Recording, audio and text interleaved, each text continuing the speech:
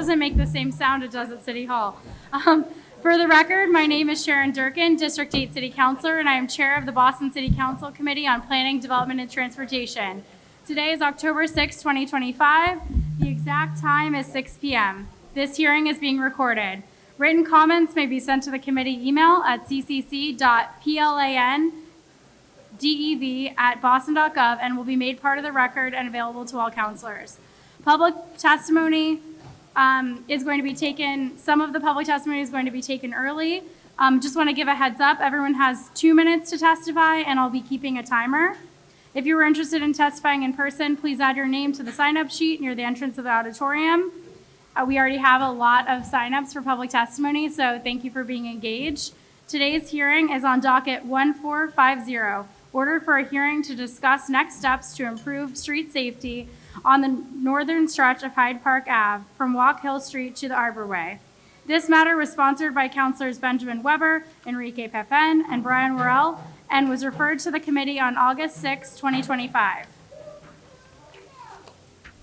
Today, I'm joined by my colleagues in order of arrival, Councilor Ben Weber, Council President Rusu Lijen, Councilor Ben Weber, Councilor Enrique Pepin. And do we have anyone else? Good evening, everyone. Thank you for being here. As chair of the Committee on Planning, Development, and Transportation, I consider pedestrian safety one of the most important aspects of my work. I share in the administration's commitment to making our streets safe for everyone and working to reduce traffic fatalities, and I believe this must remain one of our city's top priorities. I know there's just some natural noise, but if we could try to tone it down just a tiny bit, just so everyone can hear. The federal context is important as well. The Trump administration recently canceled over $30 million in infrastructure and pedestrian safety grants to the city of Boston, including $11 million for the Safe Streets for All program, fully designed to help cities reach the goal of zero fatalities. With scarce federal resources for transportation improvements, we need to be thoughtful and strategic in how we invest limited resources, focusing on the most critical areas and being deliberate about the improvements that we need to implement. I know this issue is very emotional for this community. The tragic death of a JP resident last year led many neighbors to call for change. And just in the last week, there was another serious crash along Hyde Park Avenue, as well as a fatal crash in Mission Hill in my district. It's heartbreaking to lose members of our community and a sombering reminder of why this work matters. As chair tonight, I'm here to facilitate this discussion, and my goal is to ensure that we have a productive conversation between community members and city officials where everyone has the opportunity to speak directly about the challenges and possible solutions. Ultimately, I hope we can find a path forward to make our streets safer for everyone. I'm going to hand this over to the lead sponsor, Councilor Weber, to give an opening statement. And I'm going to let my colleagues give very, very brief opening statements because we are looking to prioritize resident feedback at the start of this hearing. So Councilor Weber, you have the floor. Thank you very much. My name is Ben Weber. I'm the City Councilor for District 6. I represent this neighborhood. I also live in Jamaica Plain. I want to thank Chair Sharon Durkin. Most of these hearings take place at City Hall. We get, 1 or 2 hearings a year off-site, and Councilor Durkin thankfully agreed to have this hearing for her committee here in the community with everyone in this room. And so, this wouldn't be possible without Councilor Durkin. I think all of us have, I'm sorry, I'm worried about feedback, but I'm not sure how that's working. Yeah, I don't know. Jordan's giving me 2 thumbs up, which means that his thumbs are absorbing the feedback. So I think just a level set here. This is not our first meeting here, our first discussion about street safety in the Hyde Park Avenue, Forest Hills area. Just to go over it, when I first took office, we talked to Chief Franklin Hodge about a plan to make Hyde Park Avenue safer. And when I first got into my office, I have my predecessor's office space. Councilor Laura had notes in the office talking about how to make Hyde Park Avenue safer. There have been discussions for years about this stretch of road. Tragically, a year ago this month, Glenn Ingram was killed in front of the Forest Hills station on a crossing on a green light and was killed by a bus. We had discussions with the city. I just want to get everything right. In November, the city implemented some safety measures in terms of the timing of the lights. In December, BTD held a meeting here. This is December of last year at the BTU school to inform neighbors, or to talk to neighbors, and they heard about how frustrating Hyde Park Avenue, safety has been and how they need that street to be safer. In January, more than 700 members of the Forest Hills community signed a petition urging the city to take immediate action to make Hyde Park Avenue safer and more accessible for pedestrians and cyclists. In April, the city and BTD joined residents on a community-organized safety walk to observe current conditions, listen to concerns, and discuss feasibility of various design concepts. I and many of you here were on that design walk with BTD. In May, BTD presented two alternatives right here at the BTU for redesign of Hyde Park Avenue right in front of the Forest Hill Station. One of those was to have sort of painting to make it safer and an extra crosswalk. That was option one. Option two was more radical. It took 4 lanes and made it 3, added bike lanes and an extra crosswalk. We had an informal vote here in the room, and unsurprisingly, it was overwhelmingly in favor of option 2. And in June, we had a letter from 350 neighbors here in JP urging the city again to move forward and choose option 2. In July, the city announced it had decided to proceed with repaving Hyde Park Avenue as previously planned, but would not implement either of the 2 options. Instead, would leave that open maybe to a future date. And now it's October. I think I don't want to jump the. I think we're told that the repaving is going to be next year. But all of this is to highlight how we need a safer street right out here in front of Forest Hills. I live on Spring Park Avenue. I biked down the Southwest Corridor on the way here. I got to Forest Hill Station. I'm Jewish. I crossed myself and went right down Hyde Park Avenue. It's so dangerous. There's no room for biking. It's so tough to cross the street. And I know Chief Franklin Hodge knows all of this. He's an avid biker and a JP resident himself. So I'm glad we could all be here to talk about how we're going to make Hyde Park Avenue safer. So thank you very much, Chair. Thank you. Next, we're going to go to Councilor Enrique Pepen and then Council President Louis Shen. Thank you, Councilor Durkin, and good evening, everyone. Thank you so much for being here tonight at this very important hearing. I'm glad that we are doing it in district instead of at City Hall. I think it allows people to really, truly come out and share your opinions and concerns that we have for Hyde Park Ave. I'm also thankful to Councilor Weber and Councilor Worrell for the fact that the 3 of us tag teamed on this hearing order, because the Hyde Park Ave actually touches all 3 of our districts, District 6, District 4, and District 5. And the part of Hyde Park Ave that we're talking about here today, I think it's the one that really needs some attention right off the bat. And I know that's something that our Chief of Streets is going to hear from tonight. But I just want to make sure that I'm also sharing the fact that transportation safety has probably been the #1 issue that I've dealt with in my first term. It's constantly, every single day, I'm getting emails from residents of speeding concerns, concerns of their children not having a crosswalk, concerns of drivers going over 50 miles per hour where they're not supposed to, of unsafe conditions. And it's every single day where I go without hearing something like that. And here we have an opportunity to make one of our major corridors safer for every single user, whether you're a driver or a bicyclist, a pedestrian, etc. And I think that we really need to take the opportunity to do something with it.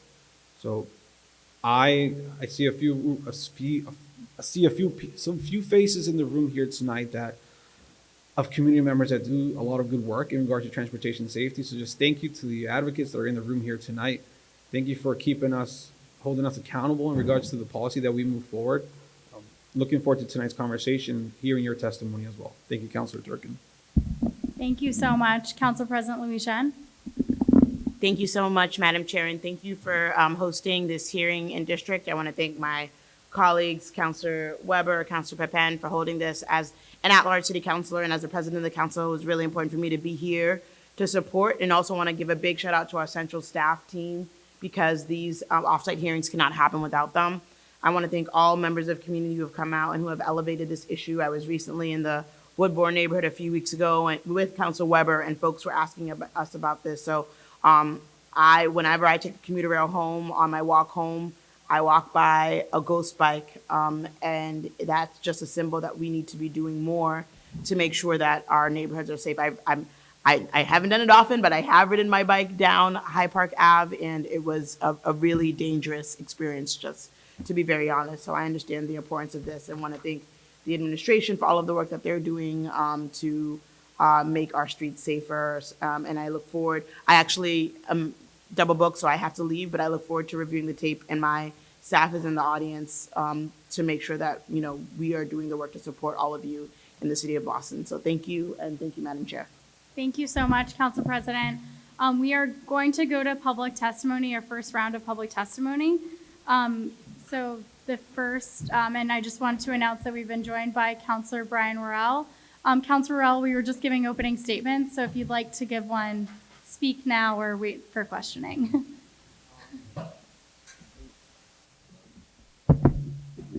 Thank you, Madam Chair, and thank you for everyone that's here today.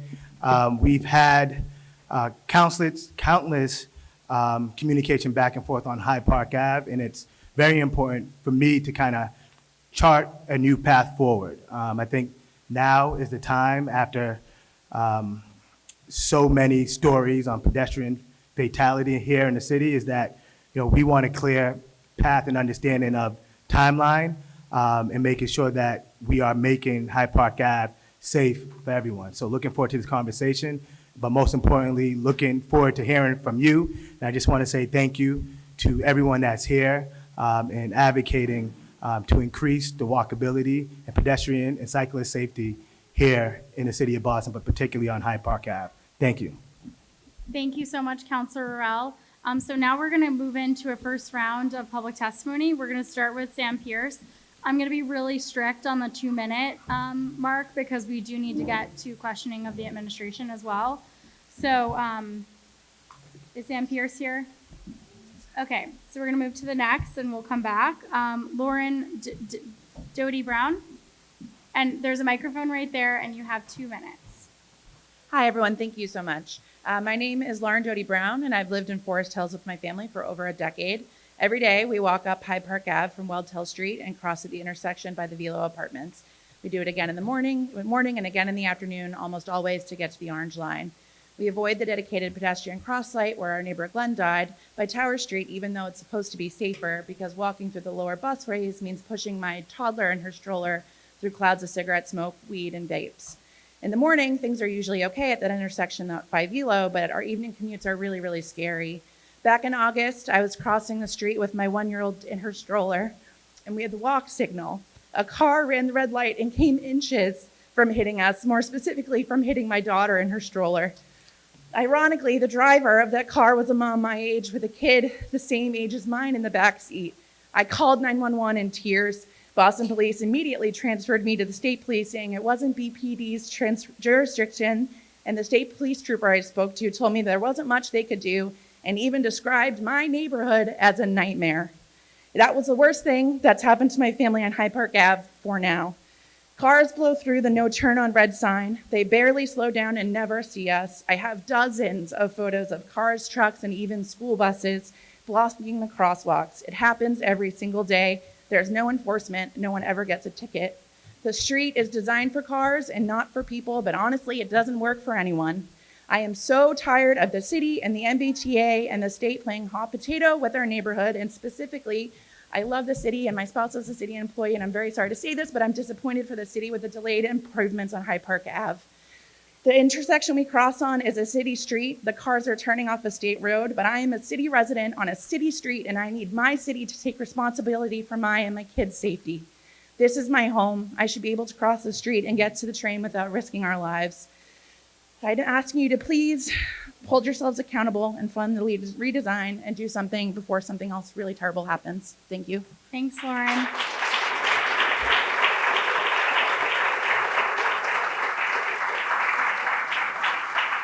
So that was really amazing. I thank you for your public testimony. Christine Rogue is next. I am going to ask that we hold applause only because we have 3 pages of public testimony.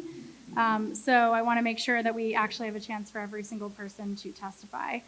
So Christine, you have 2 minutes. And then upcoming next, if you can stand waiting to testify, Molly Phelps and Allie Kelly Hoxie. Hi, everyone. My name is Christine. For the past 9 years, I've lived in the Forest Hills area with my family, which includes 2 kids who go to this school. Based on where we live, where we commute, where my kids go to school, where we've made our community, Hyde Park Ave is a part of our daily existence. For my testimony, I'd like to share my experience biking on Hyde Park Ave. For context, both my husband and I bike to work. I go about 10 miles out and back towards Back Bay. My husband does about 12 miles for his Cambridge commute.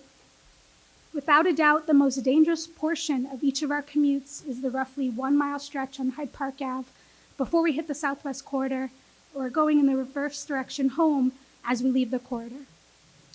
My specific pain points as a biker attempting to share the lane with cars is heading into town on Hyde Park Ave and trying to take a left on Ukraine Way, and then coming home on Hyde Park Ave, trying to take a left onto Walk Hill. With fast cars in all directions and no bike safety measures, it's not an understatement that this is a feat each and every time I make that trip. Yet I make myself as visible as possible to cars and busy traffic to do so. I'd call myself an experienced biker, but if traffic is too busy, I'll wait for the walk signal, choosing to go with the pedestrians instead. And in moments of fear where cars jam through those intersections, I take to the sidewalk with my bike rather than competing with the cars. I just don't feel safe.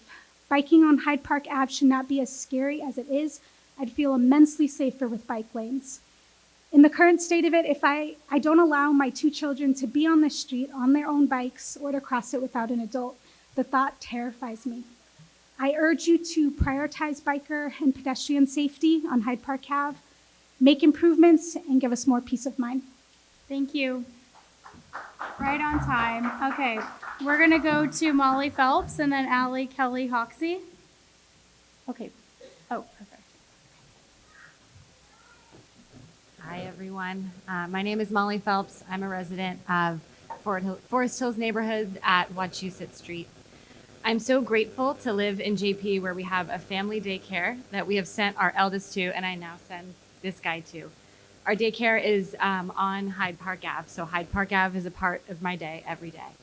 I walk with a double stroller to pick up and drop off this little one there, and in order to avoid the zooming cars on the road, I push my heavy double stroller up and down the hills of Wachusett.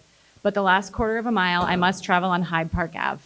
When I stand at the crosswalk of Hyde Park and Woodburn, I watch cars zoom by at 40, 50, sometimes 60 miles an hour. Unfortunately, the speedometer sign there does little except prove how well the road is designed for high speed and how little margin of error that would provide for a parent with children. I would love to be able to let my son ride his bike or his scooter to pick up his younger brother at daycare, but unfortunately that will never be an option with the road the way it is currently. Countless days on our walk, we have seen broken glass, hubcaps, pieces of bumpers, and pieces of a wrecked scooter, signs of crashes that thankfully never happened during our walk, but feel like a sign of what could happen. In the winter months, I wear a fluorescent vest and have covered my stroller in reflective tape so that drivers see me as a pedestrian crossing the street and walking on the sidewalk. On the days that I do have to drive, I have to park on the street, and rushing out of my car to take my baby out of his car seat is harrowing as well. Hyde Park Ave has been part of my daily life for the past 3 years and will continue to be for the next 3 years until this one starts preschool. Over the last 2 years, I was encouraged to see how much the city seemed invested in making changes that would protect our families who use that road every day. I have been, incredibly disheartened at the inaction and delays that make me now believe change will not come in time for us to see it and in time to provide safety for my family. I'm urging the city to fund a much-needed safety redesign on Hyde Park Ave to calm traffic and make it a safer space for all of us who use it. Thank you. Thank you. And we're going to have to, we're definitely going to have to clip that because that's his first public testimony. So, Allie, go ahead. I'm Allie Kelly Hoxie. I live on Wachusett Street. I work downtown, and my kids have been at daycare at various locations at Stony Brook, Green Street, downtown. So I frequently am traveling either on the Orange Line and commuting to the Orange Line from Wachusett Street, or I'm on the 32 bus. And there's three things I want to point out that I've been really scared about for my family's safety. The first is the intersection of Hyde Park Ave and Ukraine Street. I am terrified every time I cross that as a biker, as a walker. I was with my son recently, the little guy running around there. He was 2 at the time, and we were in the crosswalk. We had the walk signal crossing Hyde Park Ave, and he was this close to getting run over by 2 cars going 40 miles an hour. I started screaming in the middle of the streets, I feel unsafe, I feel unsafe, I feel unsafe. And people came over to help me, because I'm telling you, that little boy was inches away from 2 cars going 40 miles an hour through a red light. Cars run that light all the time. We had the walk signal. It must have been red for them. And it wasn't like they were slowly running it. It was fast. And there was a car parked illegally in that intersection, so I could not see them out of the corner of my periphery. It was so scary. The second is crossing Eldridge, Hyde Park Ave. When I take the 32 bus, the way I get to my side of where I live is crossing Eldridge. Cars do not stop there. I know there's a crosswalk. I have stood there, waved my arms like this while holding a 2-year-old, and cars go whizzing by me. I don't know what it takes to get cars to stop there. I have brought glow sticks to wave like this to try to get cars to stop. I won't do it in the winter when it's dark. There needs to be a street light or something there. Like nobody pays attention to those crosswalks. They are going 40, 50, 60 miles an hour, as you already heard. The third thing is, my kids are now at the Sarah Roberts School, which I know, Counselor, your children are there too. It's a beautiful school, and a lot of kids in this neighborhood are going to the Sarah Roberts School. We don't qualify for buses because we're within the lane, so that means we are walking and we are biking our children down Hyde Park Ave every day. And there's going to be more and more of those kids as that school becomes a feeder for kids in this neighborhood. I know of at least 10 families already, and there's going to be more. The way we get our children to school is biking and walking up and down Hyde Park Ave, and I feel scared every morning. And I feel like I'm doing a trust fall with the city right now, to be honest, because my kids are in this room and they're hearing me say that I don't feel safe. And the only reason I'm being vulnerable and let them hear that I don't feel safe is because I'm really counting on the city to do something. Otherwise, my kids are hearing right now that I don't feel safe. I don't feel like I can take care of them. So please, make it worth that risk that I'm taking. Thank you. Okay, we have Hillary Till, Zach DeClerc, Katerina Scaramelli, Benjamin Siegel. Okay, is this Hillary? Yes. Okay, awesome. Hi, everyone. My name is Hillary Till. 3 years ago, my husband and I moved here from Houston, Texas, in the dreams of starting a family, and luckily we were able to do that. We chose Massachusetts and Jamaica Plain specifically to be our home because it seemed very family-friendly, and I have been extremely disappointed in the lack of regard for safety that I have been experiencing when it comes to pedestrian safety. My husband and I are avid runners. My husband has run many, many marathons. I run a little bit as well. I choose to run in the mornings. I have a small window of time I can do that. It is an absolute nightmare crossing Ukraine Way, so I can have a peaceful run in the Arboretum before I start my day. I have walked across the intersection whenever it's my turn, only to have drivers stop and then run red lights. It is an absolute nightmare during peak hours. I don't understand why we can't have traffic lights, why we can't have an officer there. People trying to take a left on a Ukraine Way, people in the right-hand lane are cutting them off. Traffic's backed up, drivers are frustrated, and it is just endangering the lives of so many of my neighbors who are crossing that same intersection to bring their children to preschool. And I'm fed up that we've had to lose people. We lost another JP resident yesterday in South Huntington. And what else is it gonna take? Is it gonna take a child? Is it gonna take a mother like me getting hit? What is it gonna take to make basic improvements? I come from Houston, Texas, a heavily driving city. We do not have this problem. I live downtown, and we did not have this problem of people running red lights, driving 40 miles an hour in zones that are not designated to do so. You know why? Because we have enforcement there. And what I'm saying is we need change. We need something different before worse things happen. Another issue too, I had my sister visiting and we were crossing the Velo Apartments where we saw illicit drug activity twice in one day. In the morning, whenever we walked into town, and then whenever we were walking back. Thank you so much. I'm sorry, I just have to keep everyone to time. It's okay. Zach, to clerk. Okay. Katerina Scaramelli. And I want to announce we've been joined by Councilor Aaron Murphy. Sorry, thanks for waiting. Okay. Hi everyone, my name is Katerina Scaramelli. I'm a resident of Forest Hills for about 7 years. I commute through the northern stretch of Hyde Park Avenue about 4 times a day, if not more, on foot, by bike, sometimes in a car or a bus, often carrying my young children. To get out of Forest Hills neighborhood, you have to walk, bike, or drive or wheel down Hyde Park Avenue. It's the only way to get out of this neighborhood, and it's undoubtedly the most dangerous part of any of my commutes around the city.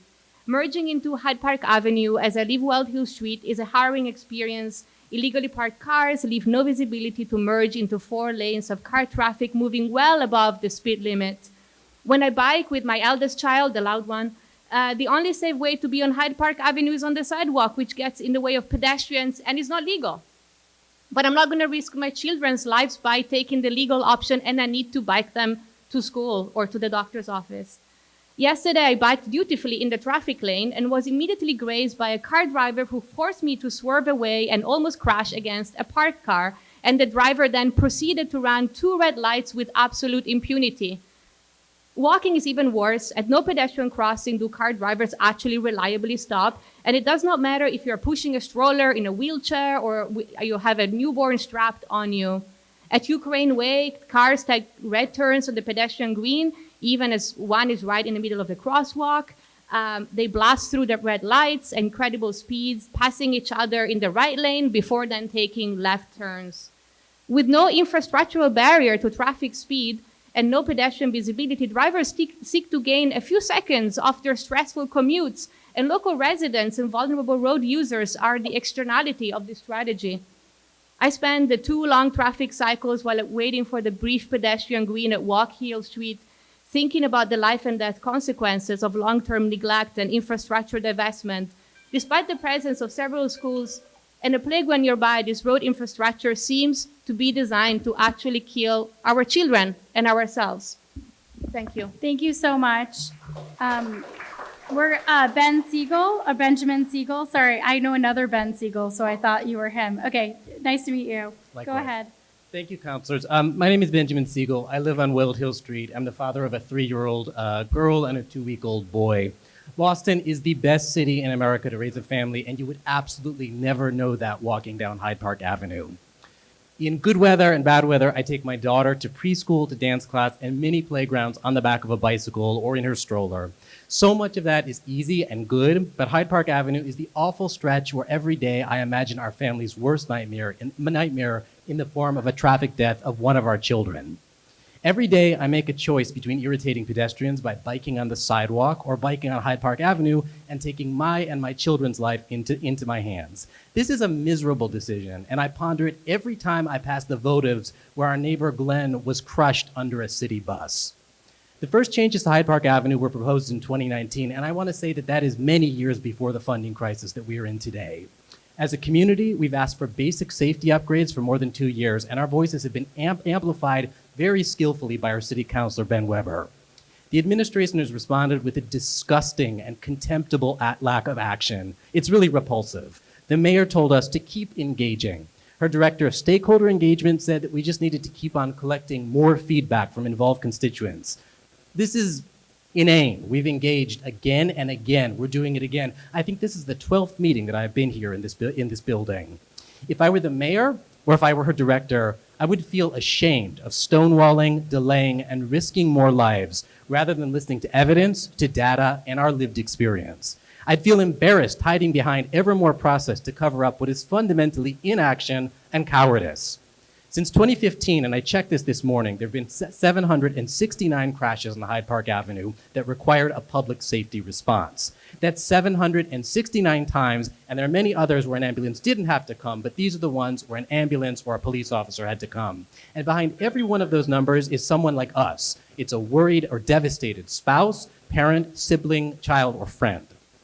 I'm asking this administration to move forward with the safety changes that this community has demanded, has asked for, and that our children and our families and our neighbors deserve.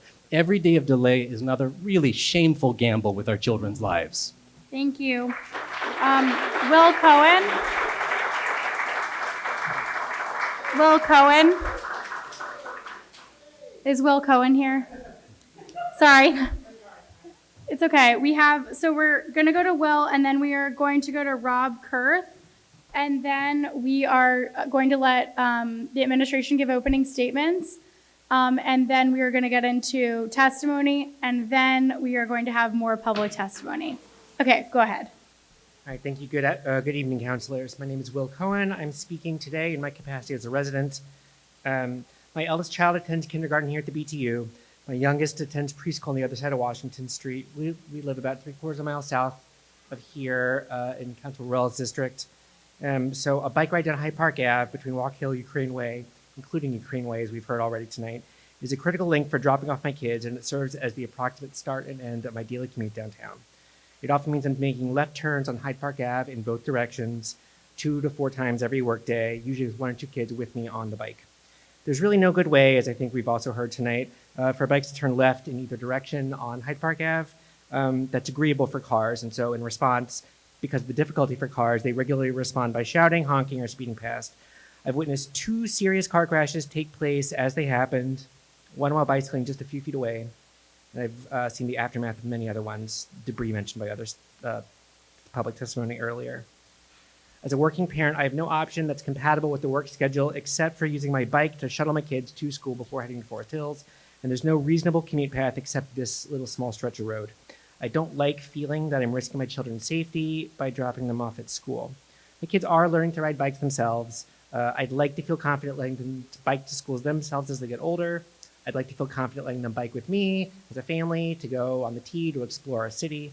When they ask me when they can scoot or bike to school, when they get older or to Forest Hills, I say when they're older, but really I think I mean when it's safer, but it's not yet. I'm proud to be raising a family here in Boston, despite the many structural, financial, logistical challenges that life with kids in the city can present.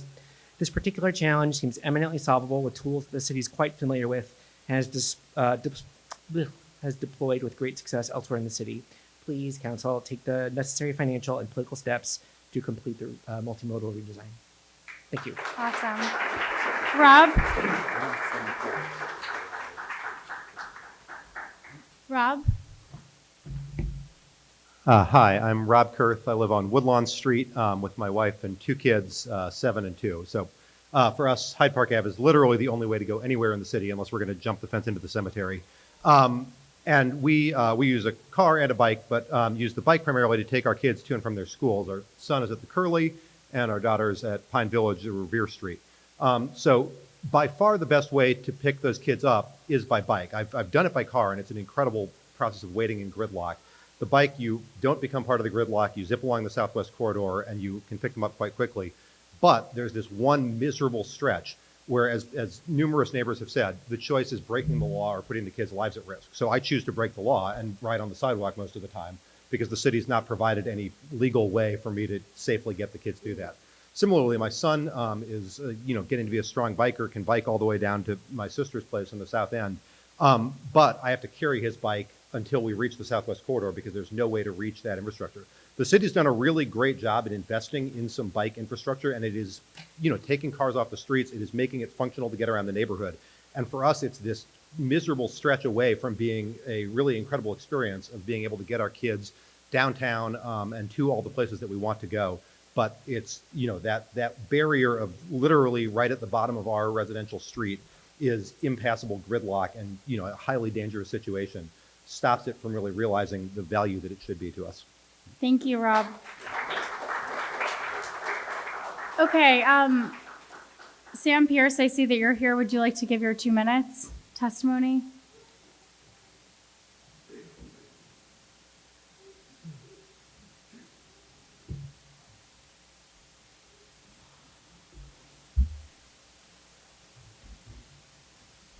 Go ahead, Sam. Thank you very much. Just wanted to thank you all for being here. Obviously, For those who don't know, right down the street, we actually had a pedestrian killed who was my friend.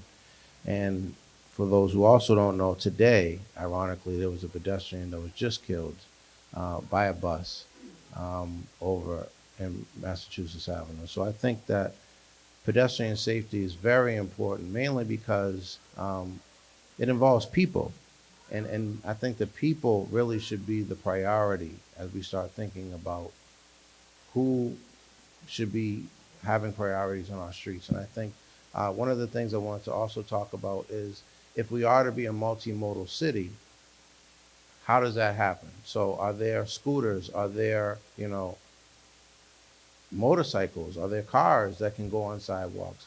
How do we differentiate, who has the priority if there's a traffic light? So having concurrent lighting stop and being able to prioritize the pedestrian over other vehicles, I think is very important. And I would like to really concur with a lot of what you heard here as far as really uplifting the BTD, because we actually had several meetings in this very room. It felt like we were really moving forward. And then all of a sudden it seemed like there was some roadblocks. So I think that having natural barriers like trees and different safety measures for pedestrians helps cars realize maybe I should slow down. Similar to what we saw on Seaver Street when they actually built the MBTA facility in the middle of the street. That becomes a 15-mile-an-hour pedestrian safety zone. And I like what the city council did in the past when they actually reduced the speeding limit to 25 miles an hour. I know that back then Councilor Baker was a big part of that. And so I'd like to see other lasting measures, because I know in school zones, we actually see, a speed limit safety, between 15 and 10 miles an hour. You see the little yellow lights. I know some of you are working on putting cameras on school buses, but Yeah, we thank really you so do- much, Sam. We're keeping everyone to time because I still have 2 more pages of public All testimony. right, so I'll just be very brief. So sorry, I think the main. sorry, that's all. I have to cut everyone off. I'm so sorry. All right. Thank Well, you so much, very Sam. Okay, and before we I just want to make sure I'm giving everyone equal time. That's so important to me. So I want to make sure all of our colleagues gave an opening statement. Councilor Murphy, if you'd like to give an opening statement. Thank you. Thank you, everyone, for being here. Just listening to the testimony, thank you to the chair for making sure we start off with the residents being able to share their stories. That's so important. And looking forward to hearing from Yasha and your team, because I know that I see you, Yasha, out there on your bike commuting, so I know that this is something that hits home to you also. But one thing I do just want to say is that there's so many, what I'm hearing a lot of too is there's a lot of laws already on the book, and oftentimes we have conversations on the council about enforcing or adding new ordinances when we could just enforce the rules that are already there. So we definitely have to look at how can we make sure we're supporting. And one question I had, so if I could ask Chair, were the police, the district police invited to this conversation? So this was really not to my knowledge. So this was really just the main sponsor and who they requested.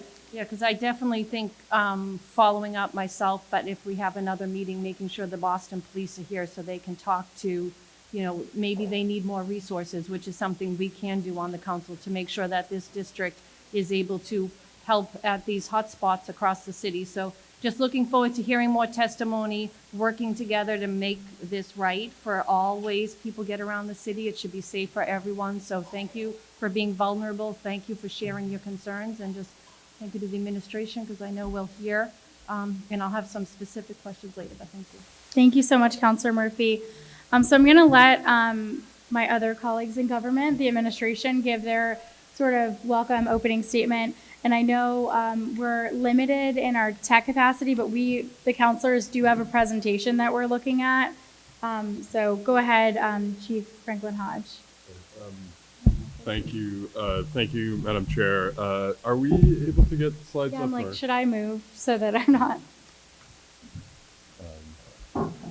Well, while we get the slide projector going, I will start by introducing myself and some of my team members here. I am Yasha Franklin Hodge, Chief of Streets for the City of Boston. I work for the mayor, overseeing the public works and transportation functions of the city. I'm joined by Matt Moran, who's the director of our transit team, which focuses on transit corridors and transit-related projects, as well as Tyler Liu, who is a project manager on the transit team and has been involved in the Hyde Park Ave work. If you've been to the other meetings, you have likely heard from both of these folks. So I am also a JP resident. I live a little bit closer to JP Center. I'm a cyclist. I am a father of two boys who I take to the Curly School on the back of my bike every day. And I'll just say, I really appreciate the testimony from folks here because as a parent, it resonates. And I have been in those circumstances. I understand the fear that comes from being on a street that is not well suited to keeping you and your family safe. And I appreciate everyone being so honest and vulnerable about what their experiences have been here on Hyde Park Ave. And I will say, I think the city has recognized for some time that Hyde Park Ave, as it's currently configured, does not serve many of the people who live immediately adjacent to it well. It is a moat that separates people from transit, that separates people from parks, that separates people from biking infrastructure and other pathways for accessing the things that people need in their daily lives. And we have been looking at ways to make this better for some time. The city has had, as part of its Vision Zero project, an effort to look at the intersection surrounding Forest Hills to find ways to improve safety. This has been ongoing for several years, and the urgency of this was tragically underscored with Glenn Ingram's death last year. You're going to hear from the team about some of the shorter term changes that we have made, reflecting some of that work, as well as some of the things that we are looking at long term. But the big context for the project that we're here to talk about is a recognition that Hyde Park Ave as a corridor, the whole of this, is a crucial artery for all of the neighborhoods in the southern part of Boston. No matter how you travel, whether you ride the bus, whether you take the train, whether you walk, whether you bike, whether you drive, Hyde Park Ave, if you live in JP, if you live in Roslindale, if you live in Mattapan, if you live in Hyde Park, if you live in West Roxbury, these neighborhoods, all of them are affected by what happens on Hyde Park Ave, and in particular, what happens at this critical crossroads here around Forest Hills. So we're going to walk through where we are with some of the planning efforts that we have been, but I think the message I want everyone here to hear from me is that we understand that we need to make change, but we also know that any change we make here will be felt across this part of the city, and we want to make sure that we are doing it fully informed, not only by the community that lives along Hyde Park Ave, but by all the parts of the community that are served by it or that are touched by it. And our goal with this meeting today is to really have a chance to listen, to hear your stories, so that we can work towards changes that work for the city of Boston. So I'm going to hand it over to my colleagues to talk through a little bit more background on the project and updates on where we are today. Great. Thank you very much, Chief, and thank you to the council for hosting this meeting tonight. And also thank you to all of you for being here, for advocating, for spending your time to really push for a safer Hyde Park Ave. We really appreciate it. So we're going to talk a little bit tonight about sort of the project recap, talk a little bit about the repaving project, and then we're going to talk about next steps. The next slide. So the Chief introduced us, but his name's again up on the screen. Go to the next slide. All right, so a little bit about this project. So as we think about Hyde Park Ave, as the Chief noted, we are really looking at the entire street. And we'll be talking about specific improvements that we're considering for different parts of the street. But as we think through the holistic part of this project, we're thinking about Hyde Park Ave from Forest Hills on page left, all the way down to Reedville on page right. And as we think about this nearly 5-mile long street and the thousands and thousands of people who rely on it every single day, we need to take that into account as we think through changes to different parts of the avenue. Next slide. And as people have noted in this meeting, this work, this advocacy has been going on for a long time. We first started planning this back in 2019 with some community meetings. It got a little bit disrupted with COVID and the pandemic, but then we picked it back up again a few years ago. And we're making this a part of an overall action plan for the southwest part of the city, Hyde Park, West Roxbury, and Rosendale. And as we think through what changes we can make to the street, what we can do to make the street better, we're taking those different elements into account. Next slide. And of course, we want to recognize all of the hard work that people have done over the past several years in terms of contributing to surveys, contributing to petitions, contributing to public meetings. I'm not going to go through these in all of these individual engagement efforts in detail, but you can see on the screen, and we'll post this on our website, that there have been a number of different meetings and engagements that have happened over the years. And again, thank you for your hard work and advocacy with these. Next slide. So I want to talk a little bit about what we've done over the past 11 months, since October of last year. We've looked at making some near-term safety improvements on Hyde Park Ave in the vicinity of Forest Hill Station and on Washington Street. Notably, Washington and Tower, we have increased visibility for pedestrians and motorists at the crosswalk there through daylighting. We've added an exclusive pedestrian phase to remove all turning vehicle conflicts with pedestrians. We've created signal timing changes at other intersections in this area, so notably Hyde Park Ave at Washington Street and Arborway, and at Arborway and South Street. And we've done some maintenance and upkeep work like lighting, adding new LED lights from Walk Hill to Arborway, and fully refreshing the crosswalks to make them more visible as safety measures. Now, if you go to the next slide, some things that are in progress. So Hyde Park Ave at Webster Street, this is really going a little bit further south in the corridor. We've added a new crosswalk. We fully repaved that section of street. If you go down there today, you'll notice that the lane markings are a lot brighter. The pedestrian crossings are very much improved. And we've begun to do things like narrow the travel lane to push vehicles to go slower. Hyde Park Ave at the E18 police station, which is down by Clary Square. We've added a cast-in-place concrete crosswalk, or I'm sorry, we will be adding this. And then we are doing other things to improve daylighting and, again, narrow the travel lane to make it much safer and more visible for people. I'm going to turn it over to my colleague Tyler Liu, who's going to talk to you a little bit about the repaving project. Tyler. Thank you, Matt, and thank you for everyone for showing up tonight. So we are going to talk about the repaving project, which is the meat and potatoes of what you all are here to discuss tonight. It really is that northern section from Arborway to Ukraine Way, which we were initially targeting in this project when we first met about this particular one in May of this year. We really wanted to look at this as an opportunity to evaluate, pedestrian safety, bicyclist safety, signal improvements, everything that you guys have been telling us for years. Next slide, please. So in our current condition, just to level set here, I'm sure all of you know this. This should look very familiar to a lot of the folks in this room. We currently have 4 vehicle travel lanes. We are dealing with a very complicated street network at this particular intersection, in this particular stretch of road. We have lots of traffic congestion, lots of traffic delay. And we have a road that functionally, as you guys have said, does not feel safe for pedestrians, does not feel safe for bicyclists. There's currently no bike infrastructure, there's limited street space, and very few alternative routes that are viable. We also have a large MBTA facility. Sorry?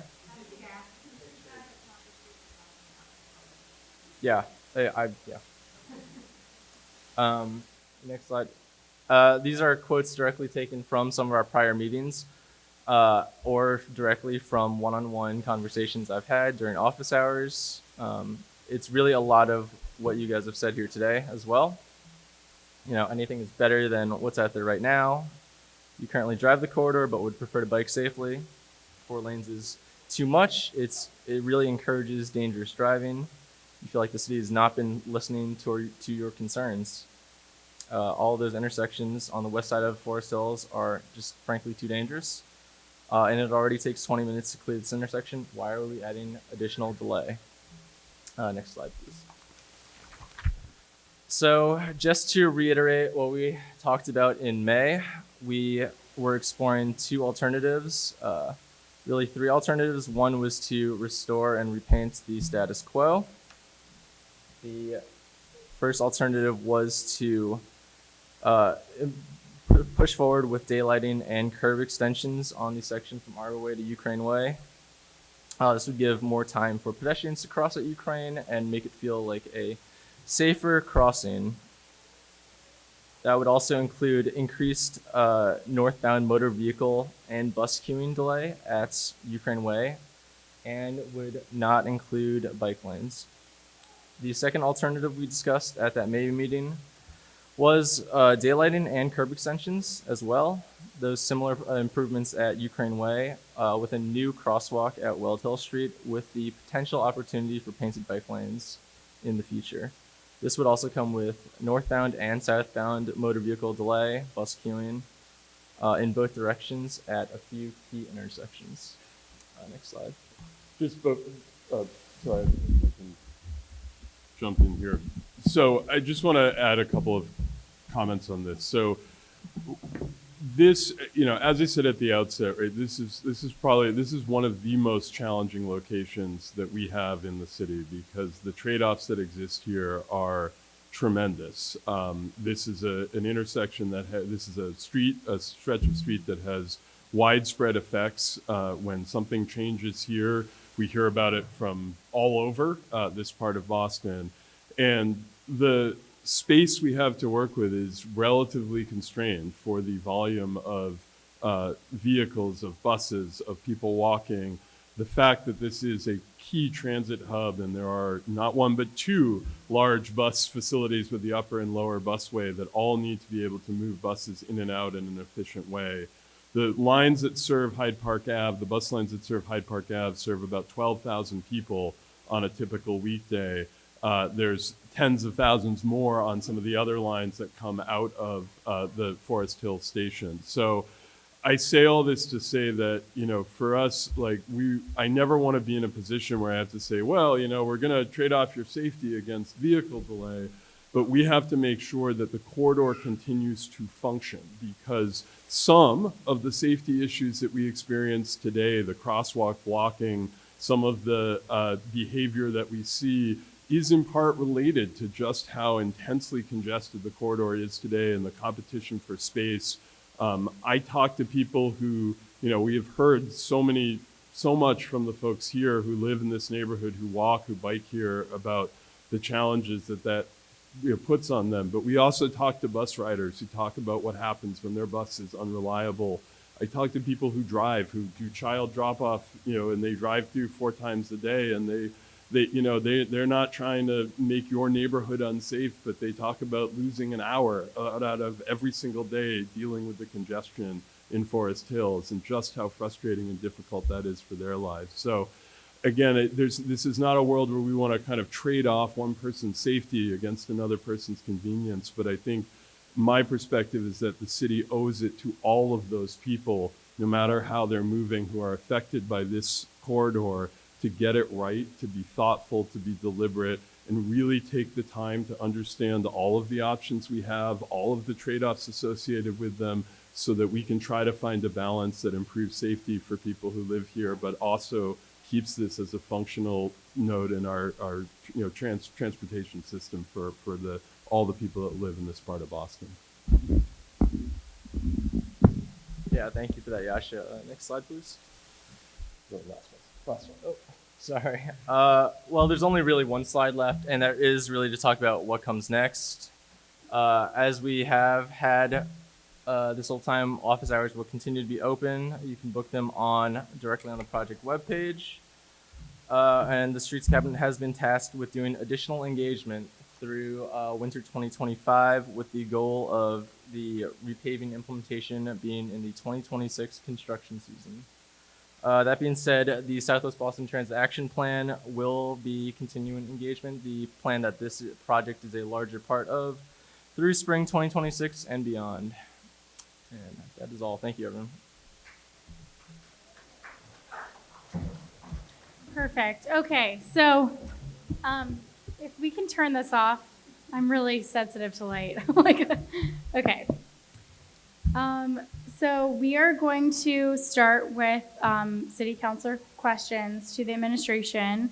We're going to give every colleague 5 minutes to start. There's a lot of public testimony still left to get through, so I want to make sure we keep it concise, but generally our hearings our, 50 to 60% counselor input, we definitely know that there's a lot more feedback in this room. So I want to make sure we get to that. So I'm going to usually we do 7 minutes. We're going to do 5 minutes for each colleague. And I also want to announce that we've been joined by Counselor Ed Finn, who has a really, really great attendance record in my hearing. So thank you, Counselor Flynn.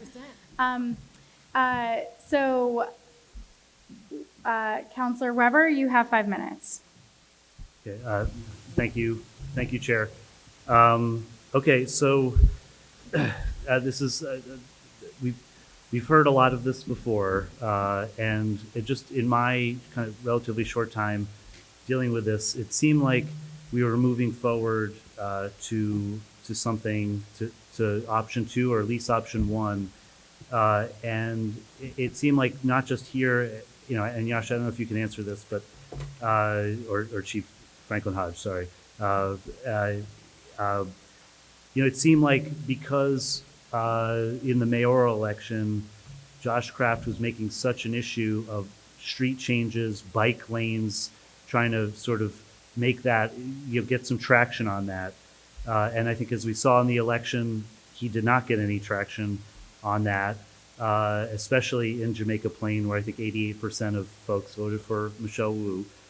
So the question I get a lot is, okay, now that the election's over, is there going to be a return to putting in this infrastructure? Because I've seen, sort of delay here, delay in some other places. Can you give us some sense of, like, was there a stop, and then are we going to restart, what we thought was moving toward more pedestrian and bike safety and having that as a priority? Sure. I'm going to stay out of the electoral politics piece of this, but I will say, I think Ben forgot that we're not, because we're not in City Hall. So. We have, there's without a doubt, right, there's been a little bit of a pause on some of or a reduction in the volume of safety infrastructure work that we've done this year. And, certainly there has been a lot of political ferment around some of the work, but I would also say, one of the things that I am proud of in my time in this first term is that we got a lot done. We built more bike lanes than any previous administration in just 3 years. We built speed humps. We made changes throughout the city. And with those changes, I think, has come a lot of different feelings. There are people who love them, who are happy to see them in the street. There are people who have felt very frustrated by some of those changes. And so from my perspective, and I think the administration's perspective, it's incumbent on us when we do a lot of change and when we hear very strong feelings from both sides to make sure that we are being thoughtful about how we are engaging the full spectrum of residents, regardless of whether they agree or not with the approach that we're taking, to listen and to make sure that their feedback and their perspective gets integrated into how we work. So this year has been a bit of a pause as we try to find good ways to make sure that we're hearing from all the voices that are affected by the decisions we make. Okay. Yeah, no, I didn't mean to put you on the spot about the election, but I think in terms of how your office is approaching these things, I mean, I will say, I think, and I supported the mayor, and I, if we're going to get this infrastructure, that this is the mayor to do it. I just, hope we can get back to that as a priority. In terms of what you're talking about, making sure we have a good community process and hear feedback.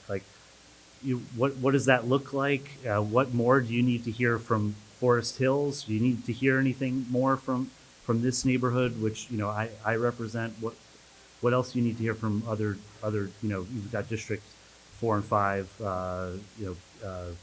So tell me what that is, how this should look. I mean, I think this neighborhood has been organized, this neighborhood has been clear, this neighborhood has stepped up and participated and told us what you want to see, and we hear it. I think we want to make sure we also hear from other neighborhoods that are adjacent and that use and are served by this corridor.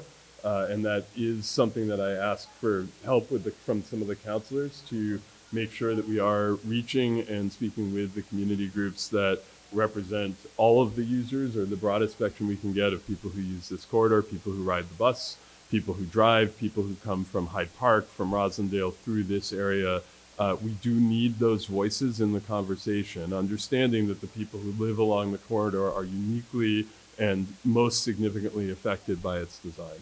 Okay, and so I hope by having this meeting, everyone, at least that I represent who's here, sees that, I care about this issue. And, when I was told that we weren't going with either option, I wanted to have an in-person conversation about that. And thank you for being here. So in terms of advocacy for next year, just to recap, there's no repaving that's going to happen this season. You're looking at next spring.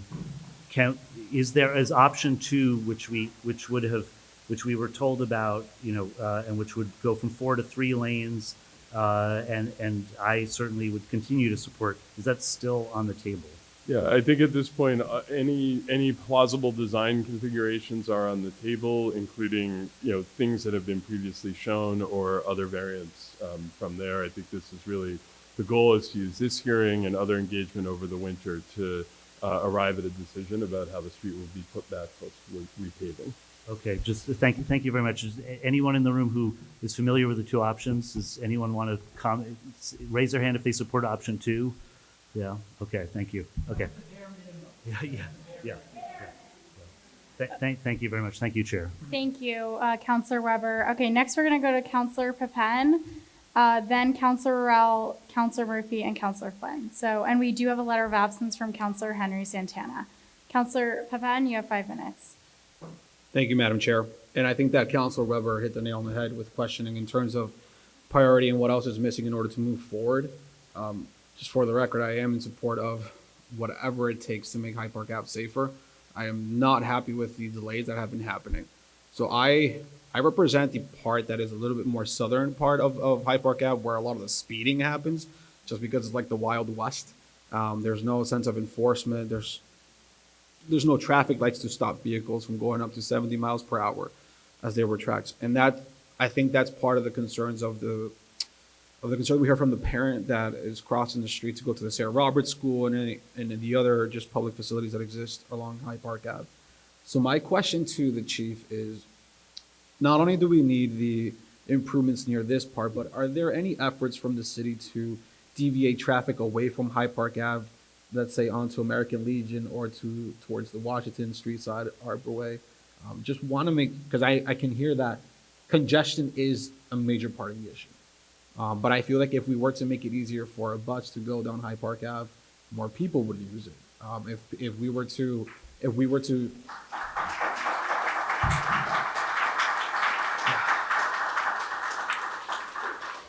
So usually in the chamber, there's no clapping or applause. Let's just try to keep it short, because I really do want to run an efficient hearing, and what I don't want is us to hit 9 p.m. and then people haven't testified. So go ahead, Councilor Pavan. I do think the applause show the strong sentiment about using our public transportation. Just straight to the question, are there any efforts to deviate traffic away from Hyde Park Ave in regards to cars? I think when it comes to sort of telling people here's where you can go or where you should go, we have a pretty limited toolkit. Cars tend to be like water, traffic tends to be like water. It sort of finds the paths of least resistance. What we can do is change the design of a corridor to prioritize different modes of transportation. That is the intention behind this larger Southwest Boston Transportation Action Plan, is to look holistically across the major corridors, particularly Hyde Park Ave, but looking at the adjacent and potentially complementary roadways, and figure out what sort of changes. Are there stretches of Hyde Park Ave where it would make sense to have bus priority? Are there places where we have the width that we can create more dedicated bike facilities? These are all questions on the table as part of the larger planning initiative to really think about how people flow in this part of the city. Yeah, and I appreciate you saying that. And I also represent the Washington Street side of Rosendale. I am able to see how the bus lane works there, and they do it on the AM hours and the PM hours. I'm able to see how just fluid it is. I'm actually jealous when I'm in my car and I see a ton of people on the bus and I'm stuck in traffic. So it's like, I do see that if we were to go with an option that allowed for a bus lane, that could really help with a lot of the problems here.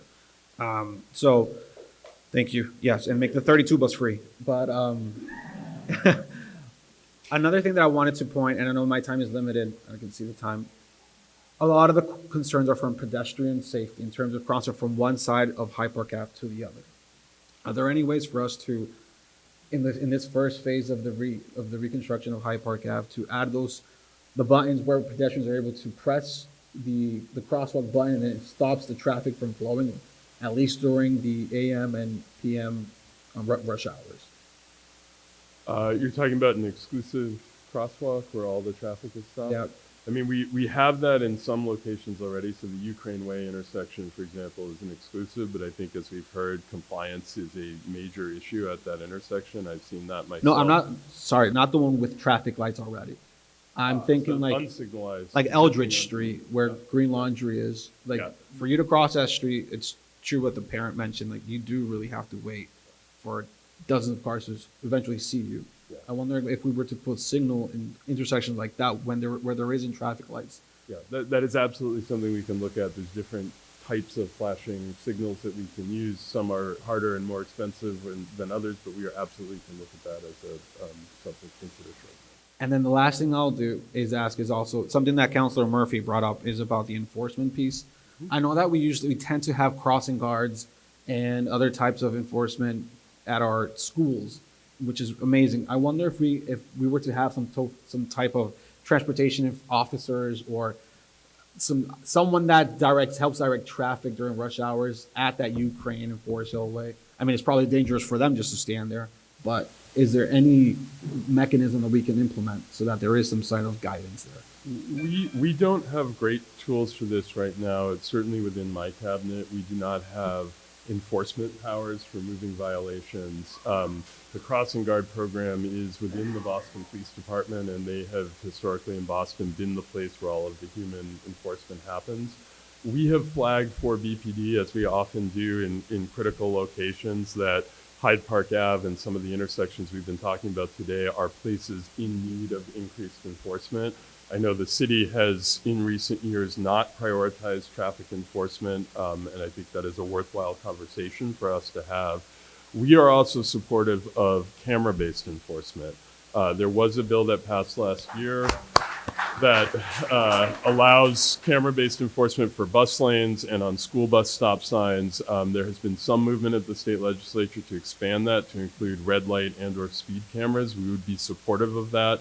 I think what I have heard here today and what we see is that there are parts of the city with a culture of impunity around moving violations, and we need better enforcement tools to be able to change that, because we can design streets that are slower, we can design safety infrastructure, but ultimately safety on the streets depends on a compact that includes motorists being willing to follow the rules, and we need to make sure that that happens no matter what the design of the street looks like.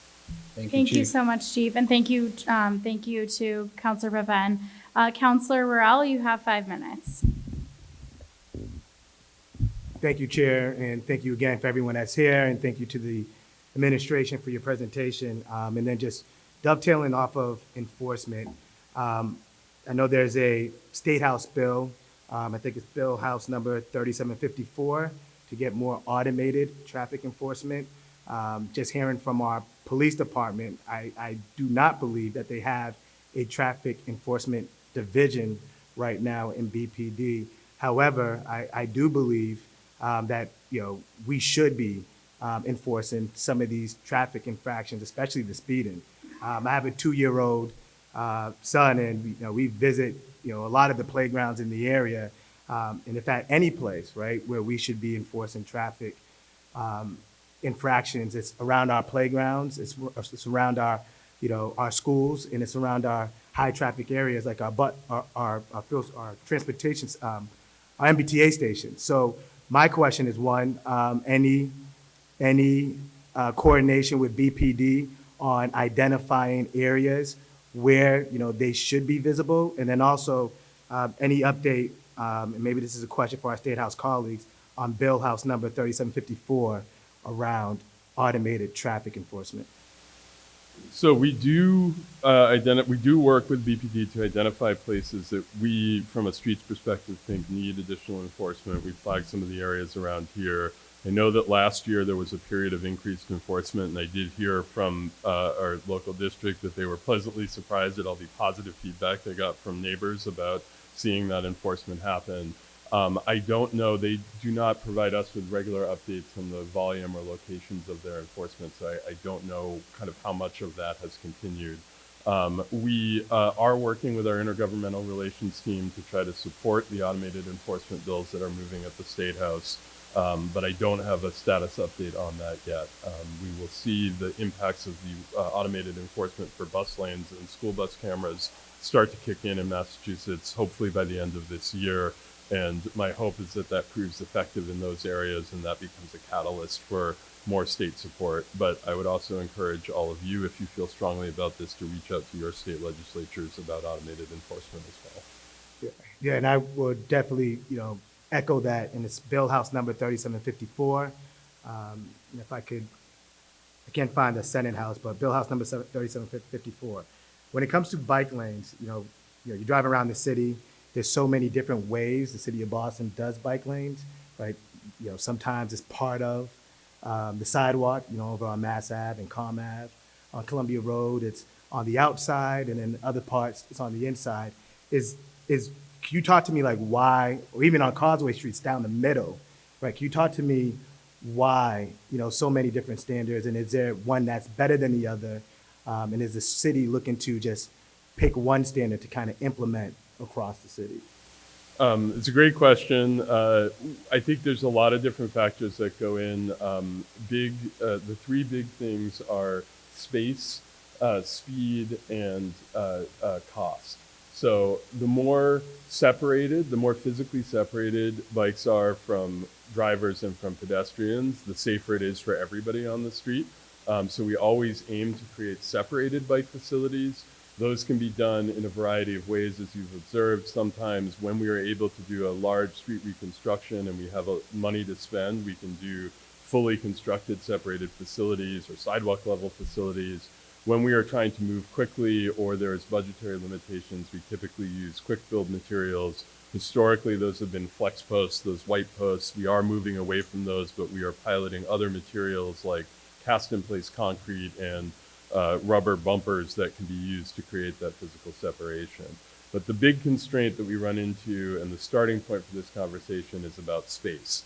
And this is the challenge on Hyde Park Ave outside of Forest Hills, is that to maintain 4 travel lanes for cars and buses, we do not, and maintain parking on one side for the businesses across from the Forest Hill station, we do not have space for bike lanes of any kind, separated or even adjacent to the travel lane.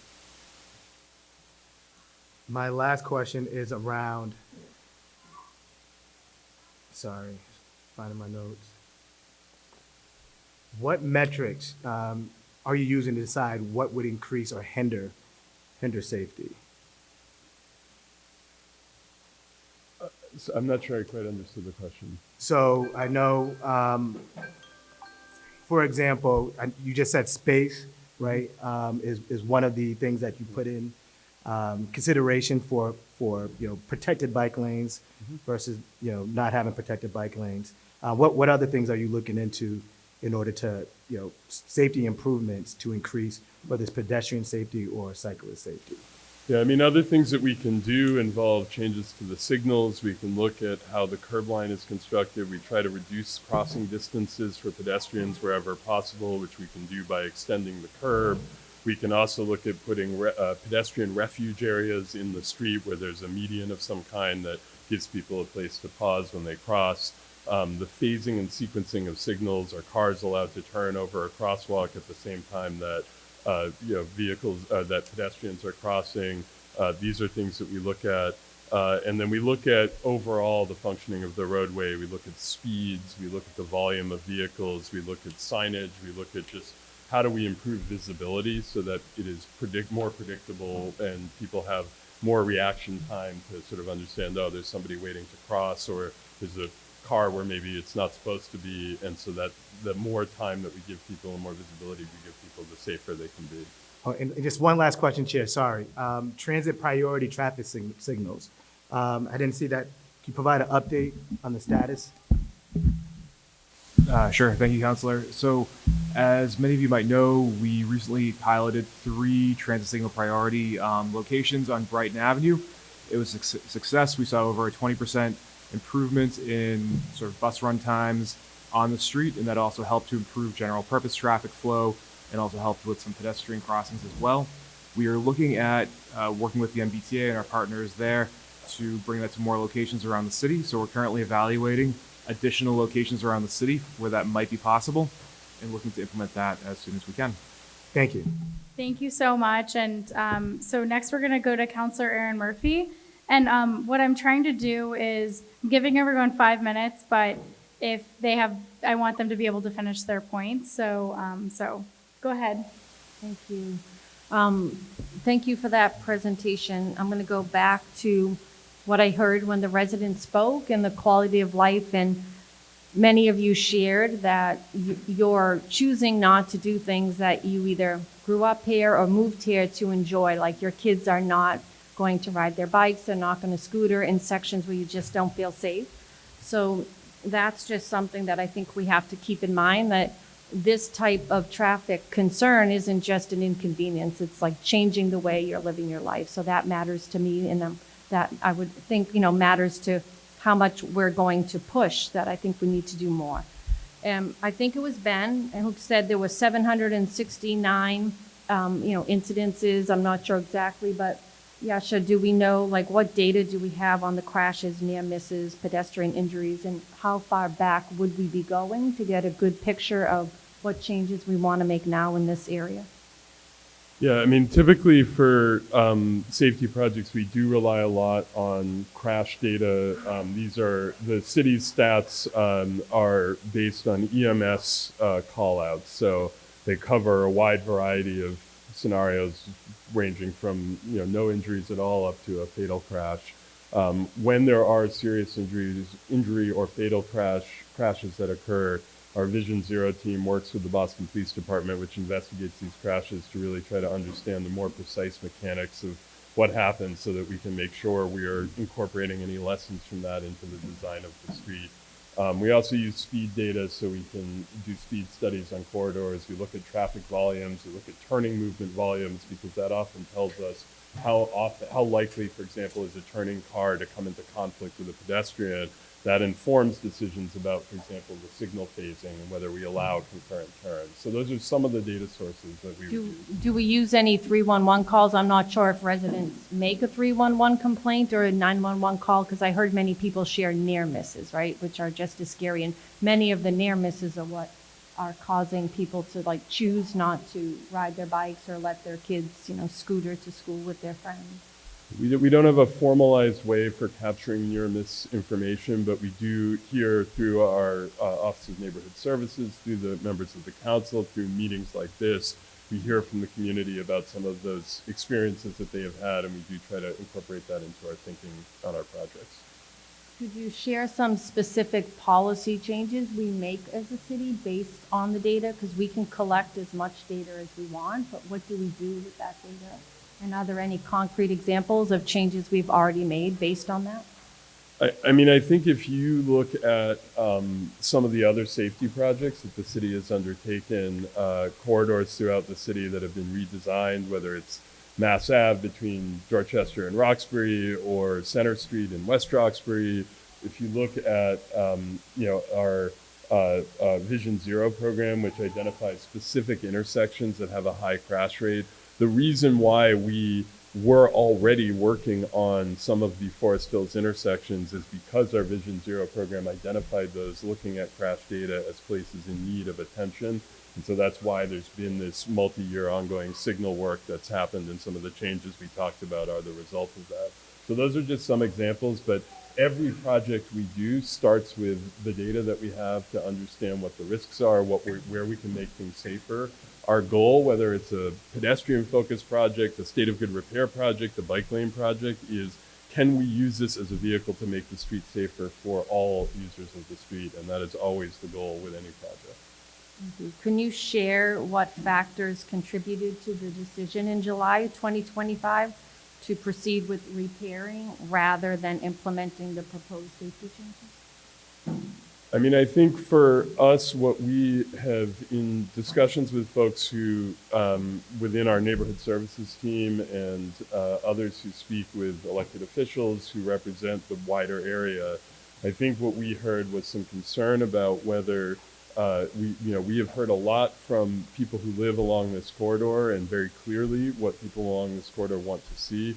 The concern was raised that we have not heard much of anything from folks who use this corridor but do not live here. And that ultimately was the reason for delaying any implementation of any project, was to create space for us to have those conversations. And lastly, and they may be on the horizon, but what engineering changes like raised crosswalks, curb extensions, or protected bike lanes are planned? At this point, we don't have specific plans for the corridor. We have a couple of concepts that were shown earlier this year, and they contain some of those elements, specifically curb extensions, pedestrian islands, as well as some other kind of geometric changes to improve visibility and the functioning of some of these intersections. All of these are continuing to be explored, and we'll look at the whole toolkit that we have to find appropriate tools that can work here. Thank you. Thank you so much, Councilor Murphy. And next, we're going to go to Councilor Flynn. You have 5 minutes. Thank you, Madam Chair, and thank you to the residents for being here tonight. I came as a district city councilor to support my fellow district councilors that represent this neighborhood, and also the at-large councilors as well, but I came here to support the residents especially, and to listen to you and your comments. I won't ask specific questions about certain streets or the impacted neighborhood. I don't know the issue as well as my colleagues, but what I would ask is traffic enforcement is a critical part, whether it's here in this part of Boston or across the city. I represent District 2. But Madam Chair, we don't have the Boston Police here, right? Is that correct? We don't. Yeah, and I'm happy to follow up with them about future and with the lead sponsor. Okay. So maybe I'll put a couple questions on the record for the Boston Police, and then maybe we can get an answer, and then we can forward them to you. But my question would be, in recommendation, is more traffic enforcement, speeding, reckless driving that we see in almost every neighborhood. In my opinion, the speed limit, which is 25 miles an hour, is excessive. I worked to get it from 30 to 25, but I think it should even be reduced to 20. But driving 25 miles an hour around this neighborhood is a recipe for disaster, in my opinion. You practically can't stop at any intersection if you're going that fast. But I do think there is an obligation for the Boston Police Department to be more aggressive on speeding vehicles and dealing with traffic enforcement. This isn't the Wild West. We can't allow someone, I think Councilor Pepin, 70 miles an hour going down Hyde Park Avenue. That's what someone would go on the highway system. Never mind a street in the city of Boston. But until we address traffic enforcement and be aggressive about it and have zero tolerance, no exception, we're not going to make much progress. And if that means, unfortunately, locking people up that are going 70 miles an hour down a street like this, then we have to lock them up. But driving to endanger should not be an option in the city of Boston, in my opinion. And that's what's happening. And that's what's going to continue to happen unless we enforce the current laws. We can continue to have more laws on the books and put more laws in the books, but if they're not enforced, they're meaningless. My second point is there's something called concurrent signaling, which means that the vehicle is able to take a right-hand turn, and at the same time, the pedestrian is able to cross the street, and both have the right of way at the same time. I don't know if that's specifically the case here, but it is in my district. My colleagues and myself went on record 13 to nothing, to change that. It should be the pedestrian has the right of way, and then after a certain period of time, the light changes, and then the vehicle has the right of way. But under no circumstances should both of them have the right of way, because the vehicle will end up hitting someone that's crossing the street. Chief, as you know, we've worked on this issue for a long period of time. When is that change going to be implemented?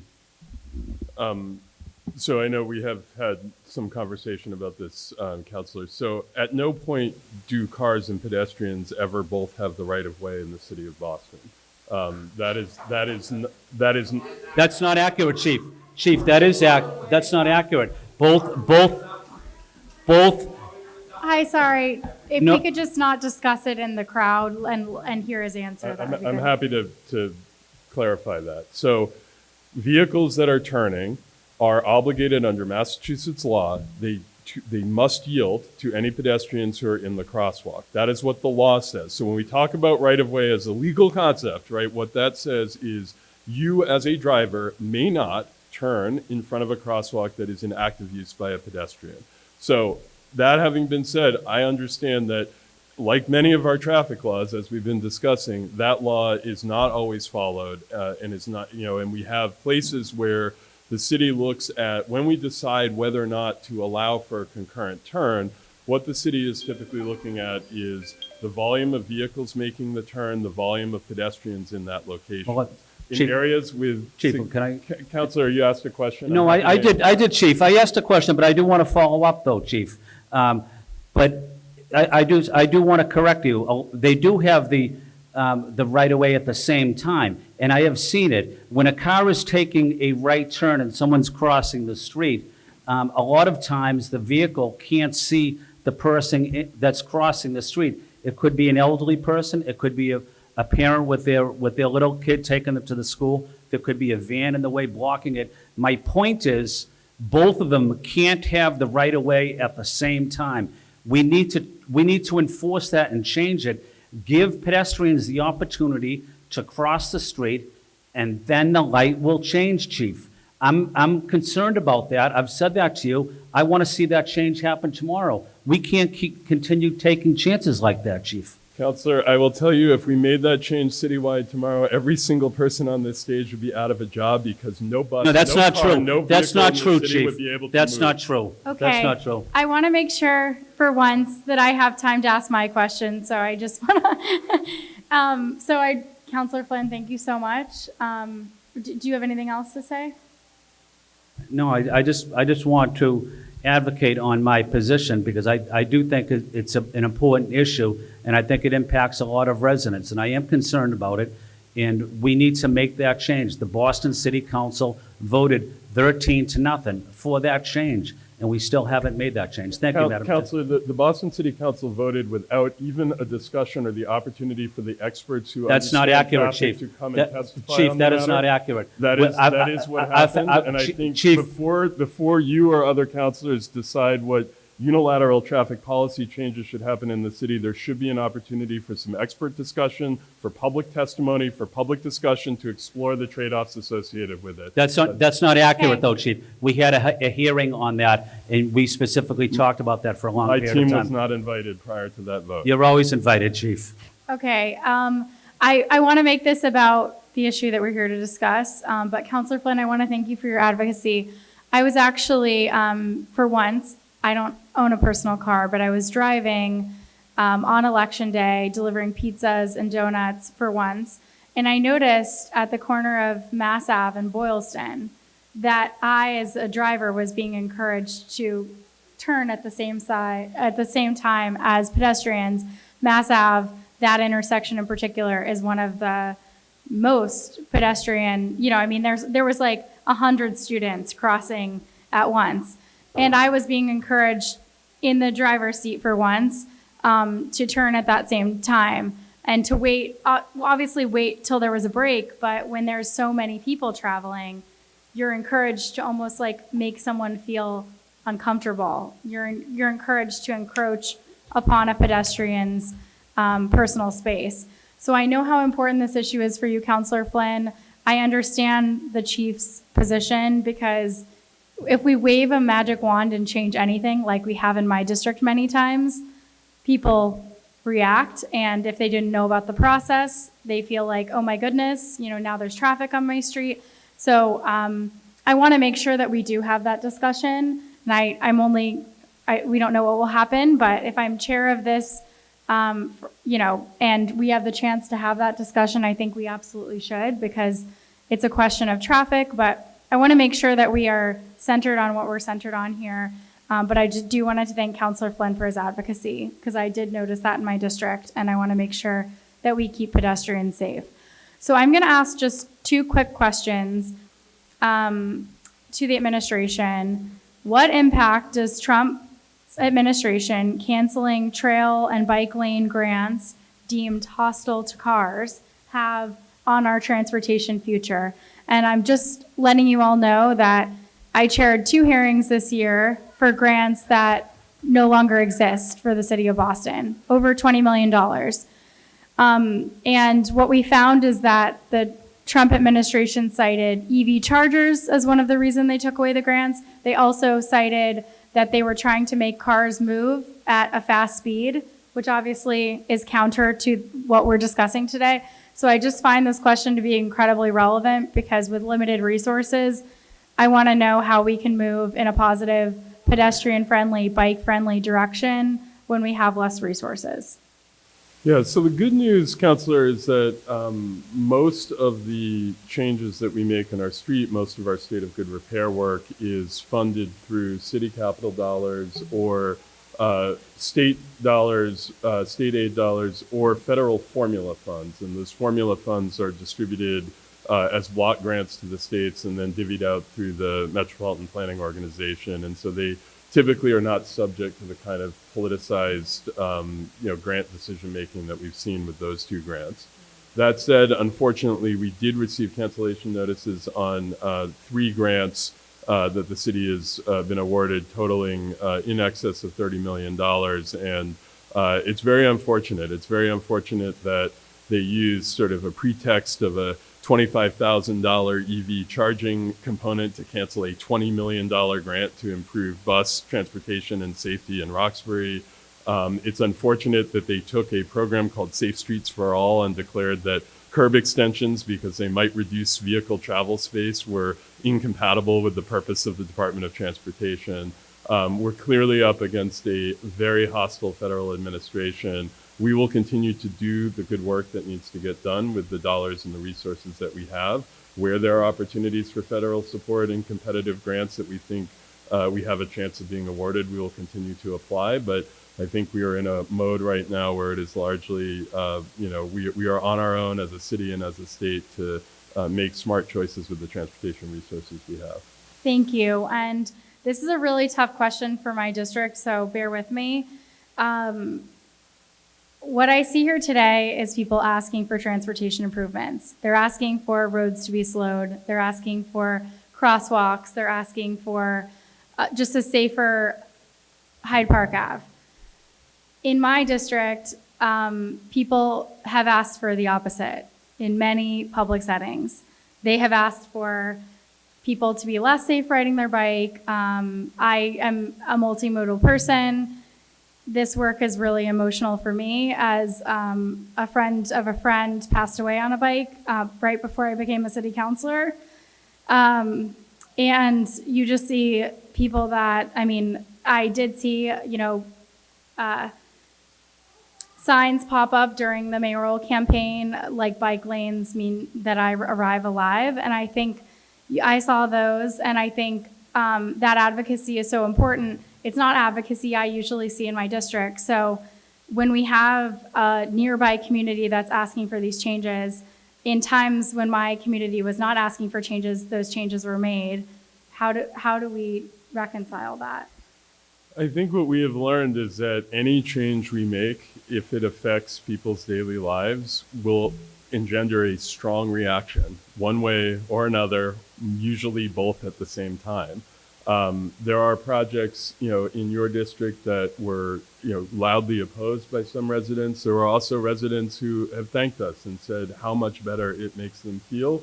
And we see the statistics, the changes that the city made, adding a bike lane on Beacon Street, reduced injury crashes there by more than 50% over an 8-year analysis. That said, right, these are always controversial, and There are still some people who won't look me in the eye, though. So it's true, and these challenges these projects are controversial. The question of what change is the right change. There are people on this table, including your colleague at the end, who have loudly opposed some of the safety changes that we have tried to do in places in the city. And this is always what our process is. Ultimately, what we hope to do is to have space where we can hear people, we can hear about their experiences, we can incorporate that into our planning.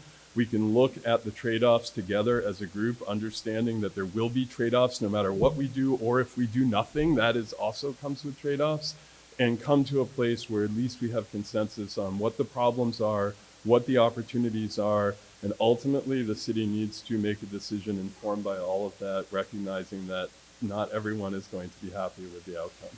Okay, and just a last question. We have a Fenway Transportation Action Plan that is being worked on. I'm hearing through this process you're either proposing or have started on a Southwest Transportation Action Plan. I know that the Fenway Transportation Action Plan was funded with developer funds. How was the Southwest Transportation Action Plan funded, and when do you see sort of that moving forward in terms of the next step, and what step is it at? For Fenway or Southwest? No, for the Southwest corridor. The Southwest. Yeah, So, I know about the FTAP. Yeah. Okay. So for this project, I think, our next step is the short-term improvements that were made on the southern part of the corridor. Some are still in progress. Next year, we will be doing a repave on the northern end of the corridor and potentially making changes as part of that. This team is going to continue the discussion with the community about the rest of the corridor, exploring some of the ideas that we've heard about today, looking at the sections that are potentially candidates to have, whether it's bus priority or pedestrian safety improvements or bike infrastructure. All of these are on the table, but Hyde Park Ave is long. It has many different sort of faces to it, depending upon where along the corridor you are. And so we wanted to make sure that we're taking it thinking holistically, but also working piece by piece so that we can tackle some of the most challenging places like Forest Hills, like the area north of Cleary Square first, and then continue to work on a holistic vision for the corridor. So that engagement and design and planning work will continue into 2026. Okay, and is there any, so what we're gonna do is we're gonna go back to public testimony.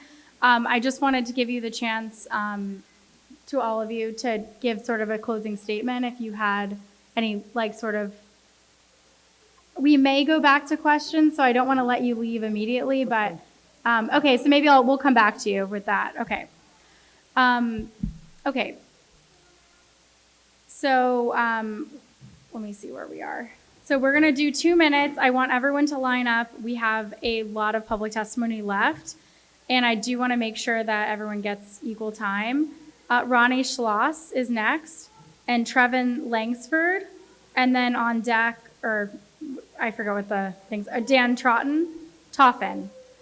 Either Totten or Toffen. Okay, Ronnie, you have 2 minutes. Thank you. I am a JP resident who walks and bikes and takes buses on Hyde Park Ave. You've all heard from me over the years. I'm sorry. We have established commitments from the city for Go Boston 2030 and Provision Zero. I'm asking you all to adhere to those commitments and climate goals and make this road safer. Before the plans were scrapped, as we've heard, we were presented with options for this corridor. Everyone who was in the room supported the option that was less bad because it had physical barriers in the road, forcing drivers to merge down to one lane and to actually slow down. We all know, we've seen it. Paint, signs, and lights do nothing. We need physical objects in the road to slow drivers down. A standard painted bike lane, we call them door zone bike lanes because they are just an opportunity to get doored, and they are just used as a double parking lane. The times that I've braved biking on Hyde Park Ave instead of going the wrong way through the neighborhood, I've been close passed at high speed by drivers who had plenty of room to not do that. I've had to navigate around double parked cars who were in the right lane when there were open spaces a few feet away, and I felt the wind shake me because drivers were whizzing by me at 50 miles an hour. Of course, it's not all the drivers, and of course, it's less bad during rush hour because they're not moving, but it only takes one impatient driver to end a life. And the subset of impatient and aggressive drivers here are doing whatever they want to do with impunity, as you've heard. If we're going to protect people who are outside of metal cages, we need to physically slow down all of the drivers and separate cars from bodies. I live in fear that all of these people here, and the ones who couldn't make it tonight, my neighbors, my friends, my partner, and I live in fear that we will not make it home because of this road.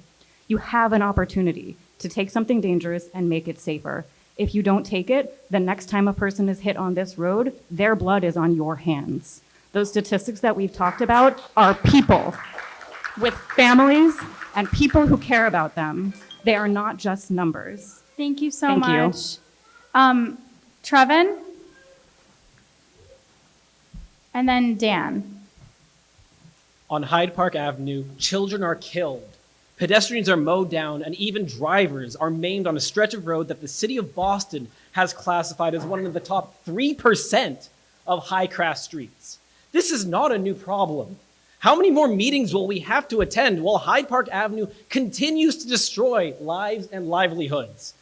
Community engagement starts to feel like a stall tactic when after 5 years, nothing happens.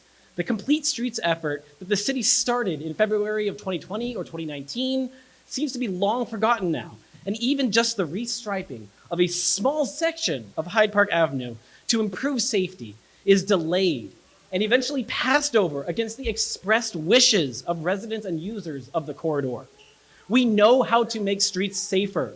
We know how to increase bus throughput. We know how to protect pedestrians and cyclists while improving access to businesses and services along a stretch of road. Bike lanes, bus lanes, cast-in-place barriers, hawk signals, lane narrowing, advanced pedestrian signals, road diets. The list goes on and on. We have so many tools in our toolbox. Why are none of them being applied? I say this as a resident of the area. When I ride my bike to pick up dinner from Achalitos, I fear for my life. When I'm cat-sitting for a friend who lives off of Canterbury, I have to take one-way streets the wrong way just to get there safely. Why are so many people killed on Hyde Park Avenue? Every time it happens, I mourn with my community. My question to the city is, when will we start taking the death and harm caused by this street seriously? Why are we as a community and a city okay with the status quo that kills children and adults alike? When will we make Hyde Park Avenue a complete street for all? Thank you, Councilors Weber and Pepin and Worrell.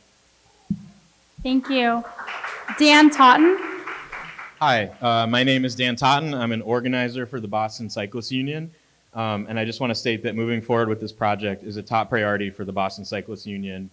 I urge the city to move forward with a redesign of Hyde Park Ave that is safe and pleasant for people who walk and bike, not just those who drive. When you walk or bike down this road, you have to hold your breath and hope you don't become a statistic. Safe infrastructure should not end at Forest Hills. Mobility justice should not end at Forest Hills. That's not what equity looks like. Being out in the community nearly every day this fall, I've heard from so many people who desperately want this. That's a big ask for working people to give up their night, often with kids in tow. And why should they come when we ask them over and over to come to this gym and change doesn't come, even though we're talking about the tiniest stretch of road? I very much appreciate the sponsoring counselors for holding this hearing, but how many times do we have to pack this gym before the administration decides to be brave and prioritize the safety of our most vulnerable users over the convenience of people in their cars? And we've heard tonight, we need to make a change, but the trade-offs are tremendous. Space is the challenge on Hyde Park Ave. We can't have a bike lane because we have to maintain 4 car lanes. We have heard from plenty of people who use the corridor and live here, but we haven't heard from people who don't live here. That's a new one. I never heard that one before. Respectfully, those statements are putting the lives of people in this room in danger, putting the lives of the children in this room in danger. The city says we need to listen to the experts, but the people who use this road and hold their breath and hope they don't become a statistic every single day, those people are the experts. Their trade-off is safety versus convenience. And we need the city to be brave and prioritize safety so that nobody else is killed on this road. Thank you. Thank you, Dan. Carmen, Bryden, and Marcos Rodriguez. And then on deck, Wendy Schiller.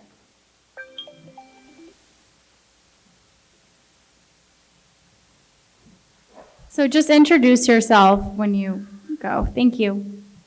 Good evening. My name is Carmen Blyden. I'm a Mattapan resident and a community organizer for the Boston Cyclists Union. I live in the Mattapan Hyde Park area, and I get around mostly by car and bike. However, I prefer biking not only for commuting, but for my mental health and well-being. I hold my breath and say a prayer while biking on Hyde Park Ave, trying to make it to the Southwest Corridor. There's no bike lane, the sidewalks are worse than the streets, cracked and uneven, and I often find myself in traffic with drivers who aren't patient and most times extremely hostile towards bikers. I do it anyway because it's the most direct way to get around and to get to work, but it is very risky. What scares me the most is my son's safety. He loves biking to school at the brook, and he should have that option and feel safe doing it. Every morning, I picture him crossing Hyde Park Ave at the same intersection where someone was just hit by a car. I hold my breath some more and waiting for a text that says, "Mom, I made it to school." We've been promised safety improvements on this road for years, but while we wait, we keep living with these conditions. Each delay means more parents worried about their children, more bikers forced into traffic, and the risk of more accidents. I want to believe that Boston is the best city in America for families, like the mayor says, but families can't thrive if we're scared to walk or bike on the streets that run through our neighborhoods. I'm asking you tonight to make pedestrian and mobility safety a priority. Please fund and move forward with the redesign of Hyde Park Ave. Thank you. Marcos? Hi, I'm Marcos. I live in JP, and a few years ago I was biking to work on Tremont Street in the South End, where the really nice bike lanes are now. But before that, they were not there. And then as I was biking, I guess a car driver got mad and basically pinned me with his car to the, when there was plenty of space to pass, no traffic. It was like 10 a.m. on Friday. Pinned me to the parked cars. I couldn't move. He starts yelling random stuff. I couldn't even react. And then he comes out and he punches me in the face as I'm trying to leave. He punches me like under the eye first, and as I'm leaving, he punches me in the back of the head. And since then and before then, I've been called like the F slur countless times out the window of people just passing me on my bike, me just existing.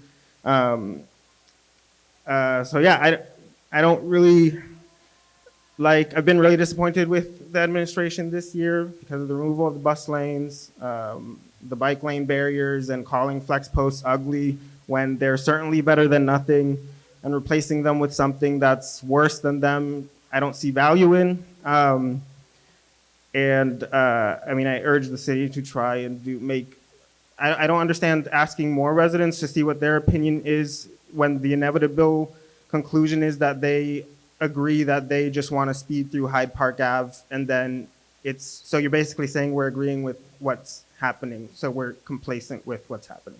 If we cared about bus riders, and bus drivers too, but if we cared about them, and we didn't talk about them as an obstacle to get over for pedestrian safety, we would give them the bus lanes. I know I'm a bus rider.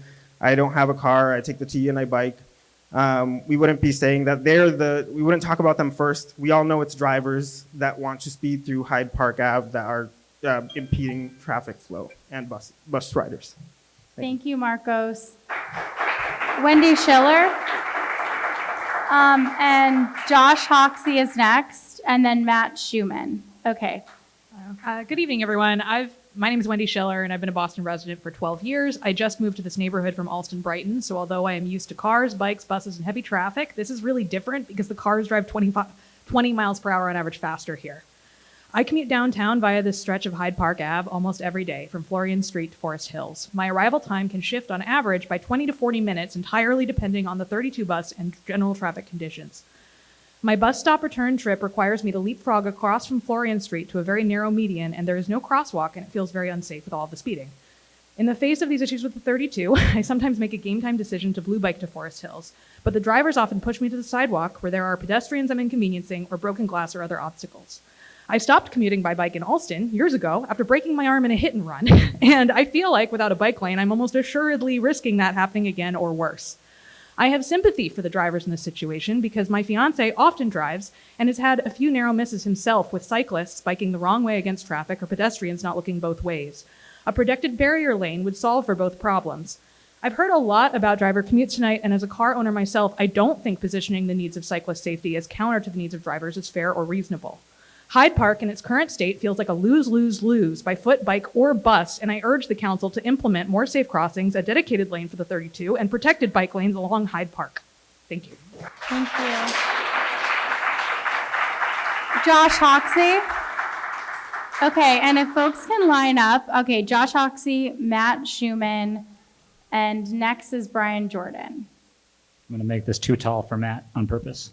Thank you all for coming. Thank everyone for coming. I just want to co-sign what we've heard so far. We've heard a lot of passionate speeches about how dangerous this street is. One of them was my wife talking about our kids. I don't want to talk about my kids. I want to talk about something Chief Yasha said, which I agree with most of what he said, except for the part where he said, we've heard from the people who live along the corridor, but we haven't heard anything from the people who use the corridor but don't live here.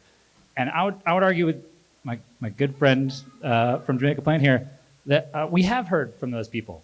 We just had a preliminary election for mayor in which one candidate decided to make bike lanes his entire reason for running, and he got smoked. And the people voted, and the people said, Yasha, you're doing a great job. Give us more bike lanes, more.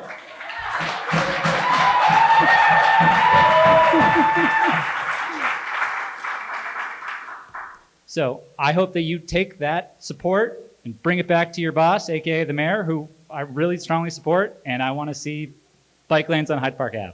Thank you. Matt Schumann.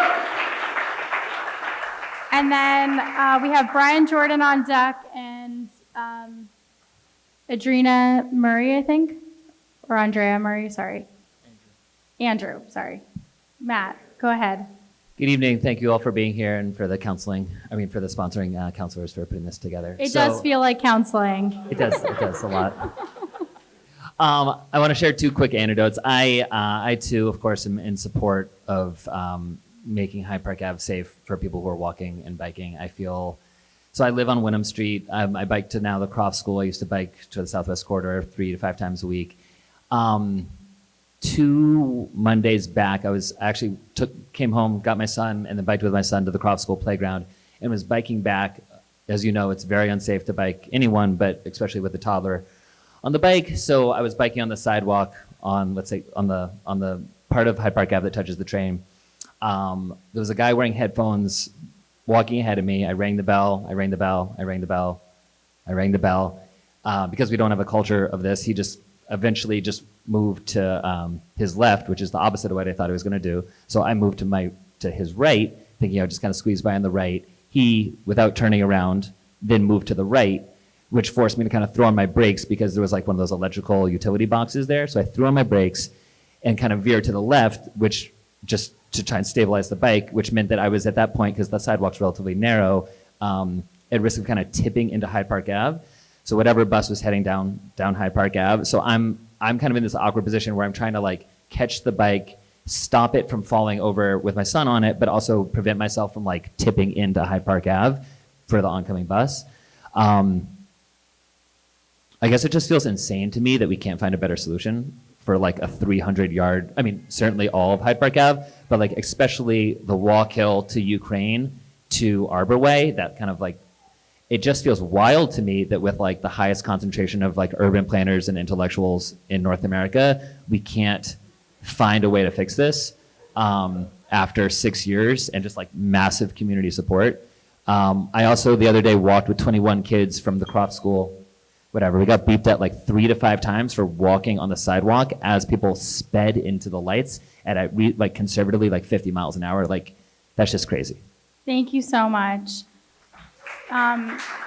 Brian Jordan, and then Andrew Murray, and then Stephanie Lee.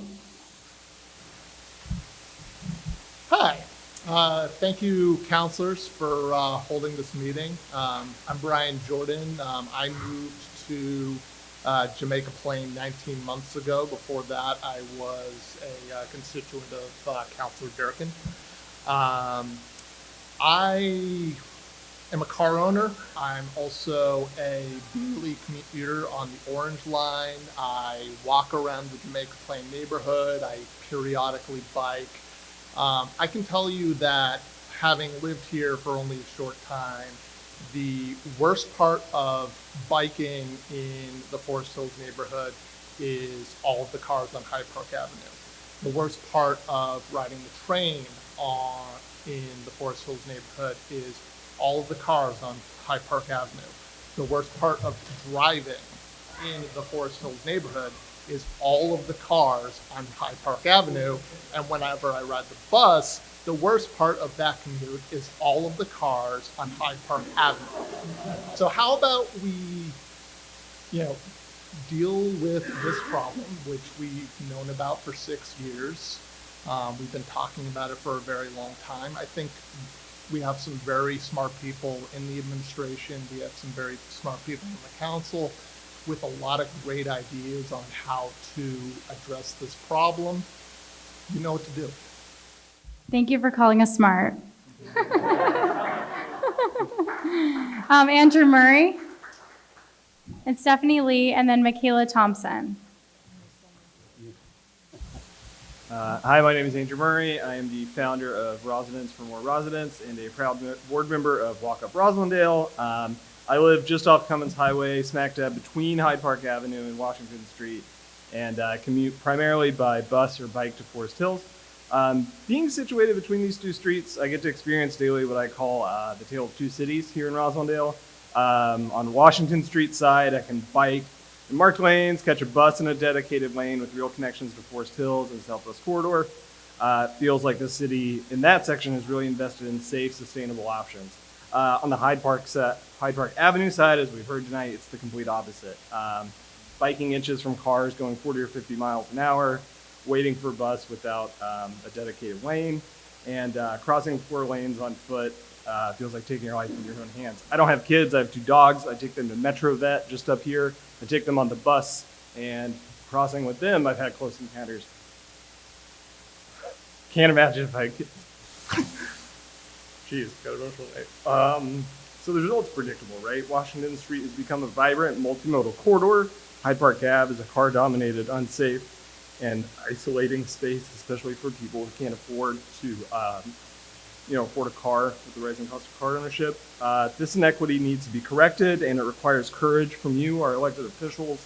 I know change can be uncomfortable, but as has been said tonight, the preliminary mayor race results should be seen as a mandate for safer streets and transportation choices. Boston cannot be a city for everyone, as the mayor likes to say, if we keep prioritizing cars over people. Please do the brave thing and move this redesign forward. Every delay means more danger and more lives put at risk. Boston voters will support you. Thank you. Thank you. Stephanie Lee, Michaela Thompson, Katerina Scaramelli. Oh, I think she already went. Okay. And then Ruben, I think he wanted to be off the list. And then Izzy Essman, if you guys can all be ready. Okay, go ahead. Hello, my name is Stephanie Lee. I live on Wenham Street, and I have since 2017. I work in Cambridge. I don't have a car, so I need to walk to get anywhere. I'm a member of the Arboretum, so I frequently visit the Arboretum for walks. I go to Planet Fitness to go to the gym, get my workout. That's across the Arborway. And I like to eat on Center Street, lots of restaurants that are great. So first off, I want to emphasize that I don't think that we should need casualty to prove the need for implementing safety measures. And yet we haven't seen much change despite a ton of dialogue. It's been 1 year since I've started attending these meetings, and a lot of that was started because the day that Glenn was hit, I was walking up Weld Hill Street, just finishing a walk in the Arboretum when I heard police sirens, and I later found out that was what happened. So, this is very important to me. But there really hasn't been so much change. Despite all this dialogue, the website for the Hyde Park Avenue Multimodal Corridor Project, a website doesn't list even any timeline updates after 2024. So this to me feels like a lack of priority of our safety and the priority of this project. The traffic light changes have just made driver behavior worse, I feel. Drivers speeding through the red lights, turning on the reds, blocking the box, driving in the posting traffic lane to turn into the Forzo's parking lot, double parking in front of Acholitos, but being the only safety improvement, it's hard to be critical lest we lose even that. Like we just have crumbs right now, it feels. My personal plan for the future is to be able to buy a home in the neighborhood that I live in right now, because I really love it despite the safety issues. But alternatively, like I have looked into living in Roslindale, down the road of Hyde Park Ave and down Washington, and like looking at that and looking at commute times for getting to Cambridge, it makes sense to take a car, to have a car and drive there instead because it is faster. But in the end, I really want to emphasize that I hope that the City Council can prioritize resident safety over the commute time of people who don't even live in the city. Thank you. Thank you. Michaela Thompson, and then Izzy Essman is next, and then Diane Ferguson. Okay, go ahead. Hi, my name is Michaela Thompson. I've lived in the Forest Hills Woodbourne area for close to 20 years. So I am acutely aware, as Councilor Weber has said, that this is not a new problem. We have been asking you for decades to be dealing with the unsafe conditions on Hyde Park Avenue, and you've done nothing. When the overpass came down in 2015, we asked for people to fix the feeder streets, and you did nothing. And now someone's dead, and you're still doing nothing. These three over here, reshuffling the deck chairs on the Titanic. I can tell you my own personal experience. A few years back, I suffered a serious injury. I was not very mobile. I was moving very slowly, and it became immediately apparent that I couldn't take the T anymore.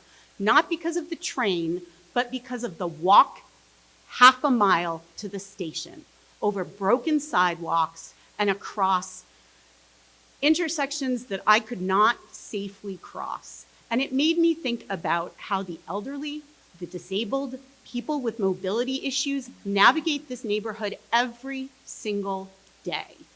And if I choose to grow old here, which I probably won't because I'll be trapped in my house, this is my future.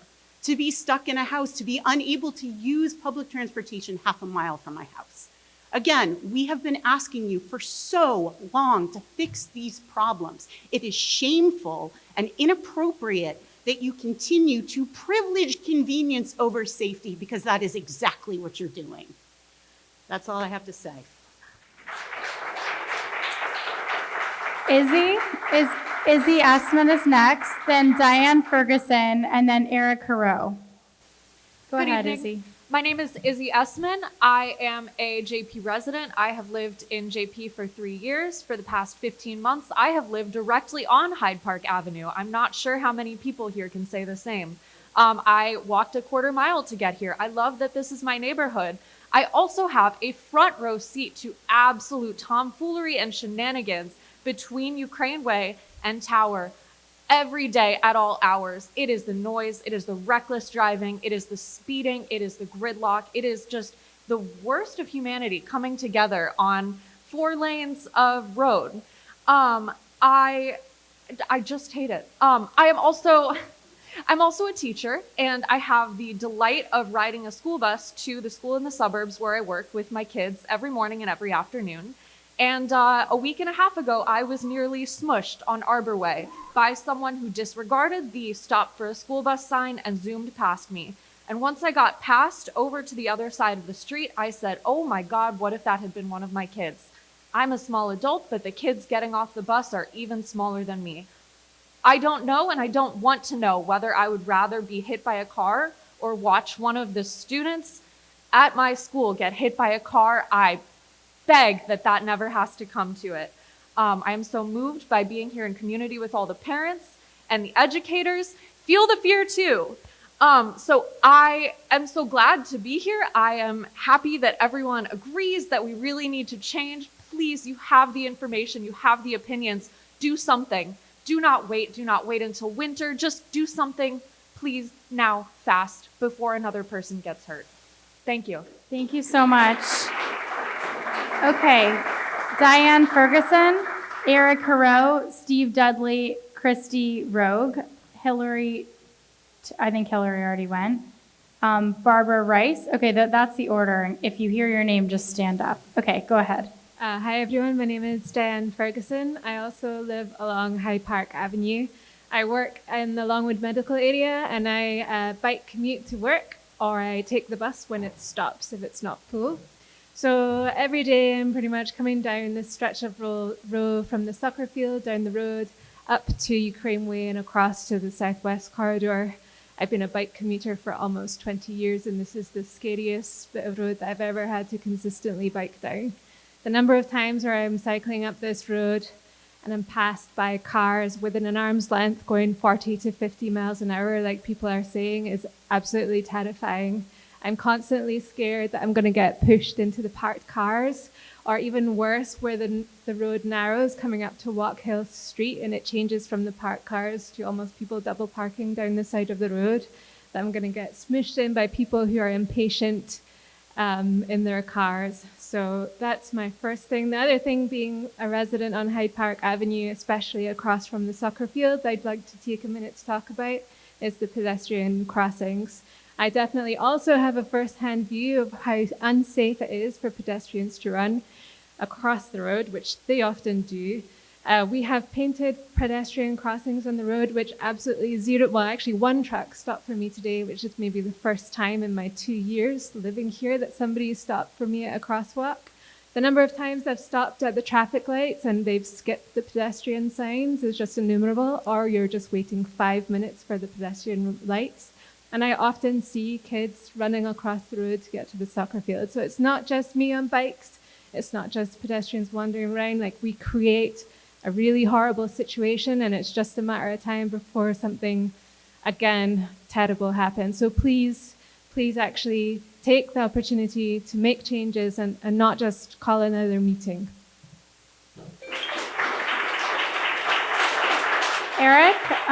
Eric, then we're going to hear from Steve Dudley, Christy Rogue, Barbara Rice, Christopher Armstrong. So if you hear your name, stand up. Go ahead. My name's Eric Harrod. I am a resident of Hyde Square, so not directly abutting this neighborhood, but as a frequent, and actually as somebody who uses a bicycle as my primary mode of transportation around Boston, I'm very aware of the fact that this corridor is basically off limits to me.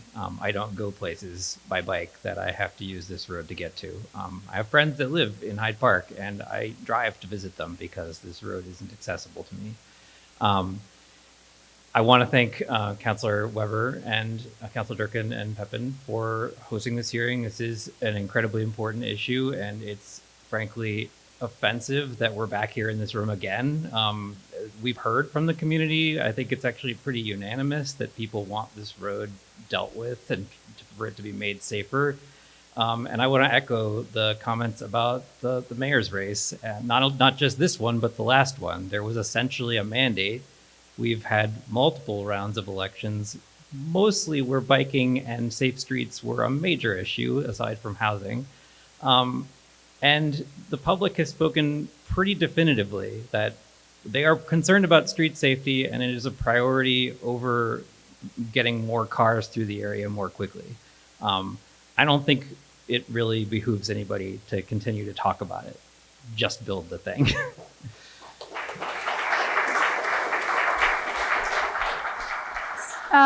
Christy Rogue. Okay, Barbara Rice. Barbara Rice. I live in the Rosendale section of the Woodward neighborhood, and I have lived there for 34 years. And I bike and I walk. Recently, I work in Mission Hill, which means that I have to take from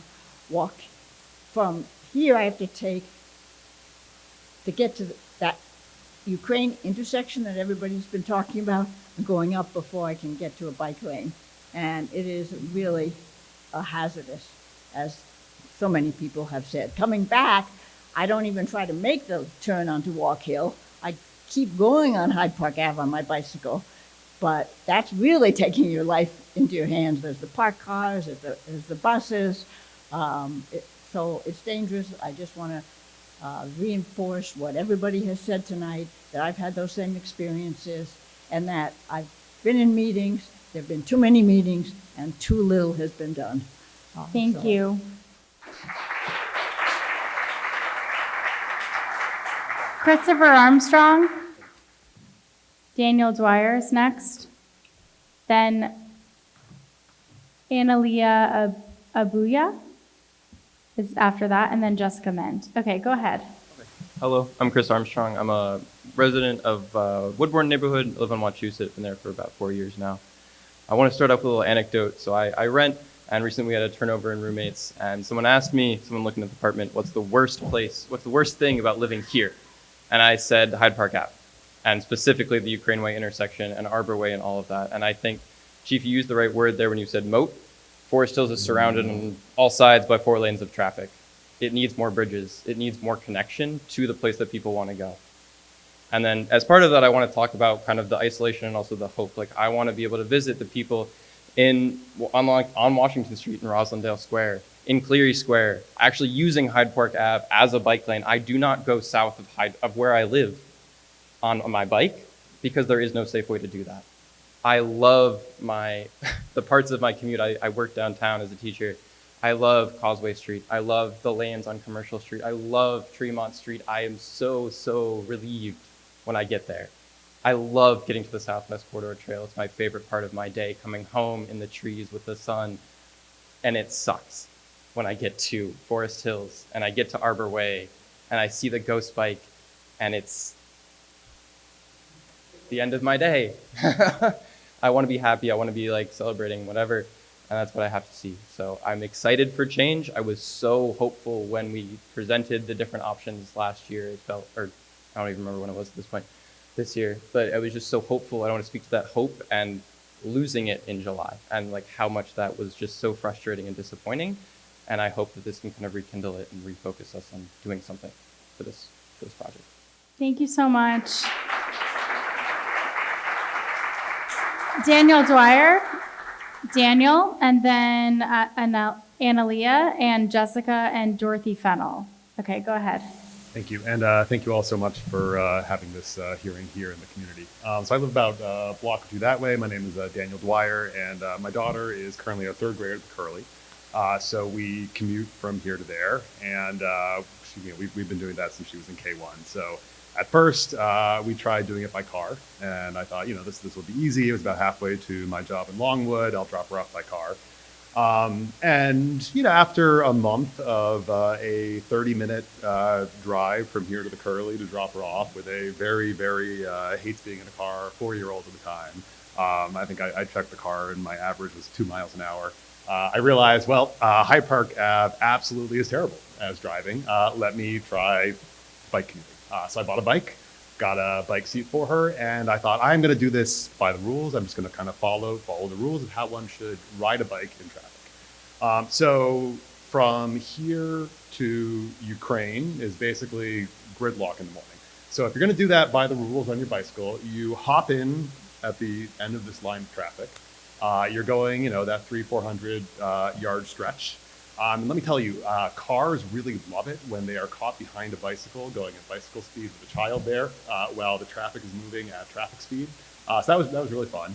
A couple of weeks of getting buzzed by drivers, getting shouted at, and again trying to do this with the child in the back of the bike. I realized this is complete madness, right? There's no way to do this, so I'm just going to ride on the bike or on the sidewalk. I'm going to dodge all the kids that are coming to school here, all the people going another direction with their earbuds on, because that was frankly the only way to do it.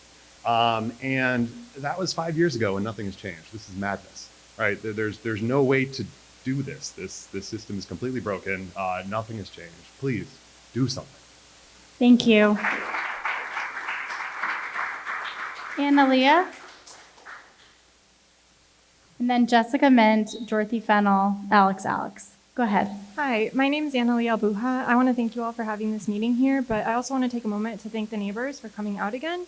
I think many of us have been in this room before. It feels a little bit like there's a war of attrition coming from the city. If they have enough meetings that maybe they'll wear us down and we'll be quiet. And so I really appreciate everybody not giving in to that hopelessness and not giving in and continuing to show up. It sounded tonight like we heard that if you live in this neighborhood, your voice matters less. I encourage us to keep using our voices. So I live on Wachusett Street and I commute every day on Hyde Park Ave. I take either my own bicycle, a blue bike, I walk to the Orange Line, or I run.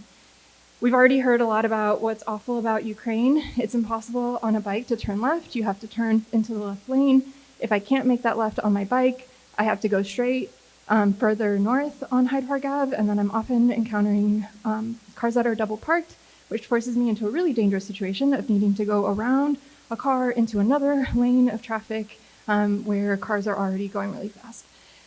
I also own a car, and I want to share my perspective as a driver because I think that perception that drivers and bikers are completely opposing camps is misguided. So my experience as a driver on Hyde Park Ave is also bad. So it's going south. Cars are constantly blocking the box, turning left into Ukraine Way, so you're stopped there waiting for that. As a driver, I'm also concerned that I'm going to get T-boned by cars running red lights. The double parked cars are a big problem. Even as a driver, it's unsafe to have to turn into another lane when cars aren't expecting you.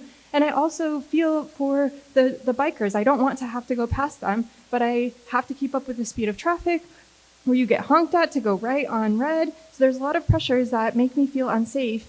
Even the further south on Hyde Park Ave, when cars whiz by you super fast, it's unsafe as a driver too. So I think a lot of these ideas that anything will bring a strong reaction is a little bit misguided. Thank you. Jessica Mint. Okay, Dorothy Fennel. Okay, Alex. Hello all, my name is Alex, and I'm offering testimony as a lifelong Boston resident who mostly gets around as a pedestrian. That's on foot, transit, and biking. I'm diagnosing the issues in Hyde Park as symptoms of larger city failures. I spent this entire summer, back since the forum back in May, raising critical issues in the city's infrastructure and governance. Both City Hall and City Council have ignored me. I've carried run-over traffic signs, blown out tires, and mangled flex posts to City Hall. I've submitted and tagged the City Council and City government in hours of traffic dysfunction and dangerous infrastructure design over social media. If you scroll through the videos sent to the City of Boston, the Boston Streets Cabinet, to the Boston City Council, and to the Boston Police, you'll begin to grasp the extent of motor lawlessness destroying the city. Multiple videos of city employees flagrantly violating traffic laws, and one where a BPD employee blows to a red light and almost hits me. The volume of research and data I've collected does not fit with the city's official reporting mechanisms, and I think that's by design. I'm not asking for radical new laws, as Councilor Flynn mentioned. I'm asking that the public safety budget Mayor Wu and the City Council have boosted to $800 million for 2026 be put into bare minimum enforcement. Councilor Durkin opened with the context that the city needs to be strategic with limited resources. Catering to the auto lobby and reckless drivers in the way city officials have costs exponentially more than funding transit, pedestrian, and bike infrastructure. Cars will speed by police, breaking noise ordinances, and nothing is done. Muscle cars and motor dirt bike gangs terrorize the cities at all hours, and nothing. Cars blow through pedestrian signals, block buses and EMS, block intersections, and nothing. I've also tagged you all in hours of videos documenting hundreds of thousands of dollars in car damages to city infrastructure. I'm frustrated by all the time and taxpayer money wasted on endless community input and research. When will the city implement any of it? We're 6 years into collecting community input on Hyde Park Ave. Hyde Park is a microcosm of the damage vehicles cause all over the city and officials' inability to deliver popular, necessary, and useful city services. Compare what the city has delivered to the time and resources sunk here, then project it out to the rest of the city. Is this a sustainable, responsible use of public resources? Can you give a definitive timeline for when we can expect the completion of safety improvements, such as raised crosswalks, exclusive bus lanes, speed depressants, or consequences for reckless driving? I am disappointed and vindicated by the administration publicly admitting here tonight that city leadership values job security over common sense and public safety. I've submitted 50 printed copies of one-page flyer detailing. I mean, the rest of you guys went over time, so I'll go over time as well. So I've submitted 15 printed copies of a one-page flyer detailing immediate, midterm, and long-term traffic mitigation strategies the city should commit to implementing it. I'm sure you all will get it by the end of tonight. Thank you. Okay, Carly Burton.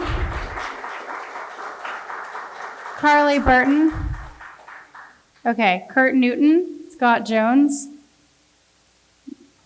Matthias Remillard, Cardi Sublimanian, Zachary Yarrow. Okay, go ahead. Hi, I'm Kurt Newton. I'm a 6-year resident of the Woodbourne neighborhood, a bike commuter to Cambridge. Without a doubt, much of my commute is wonderful, the Emerald Necklace and so forth. The moat, I have now the terminology, it's a moat filled with sharks and you name it. You know, that one block to get from Walk Hill to Ukraine Way is hell, absolute hell. And it just makes no sense to me why that can't be addressed. I've raised the issue when we've had the planning meetings before.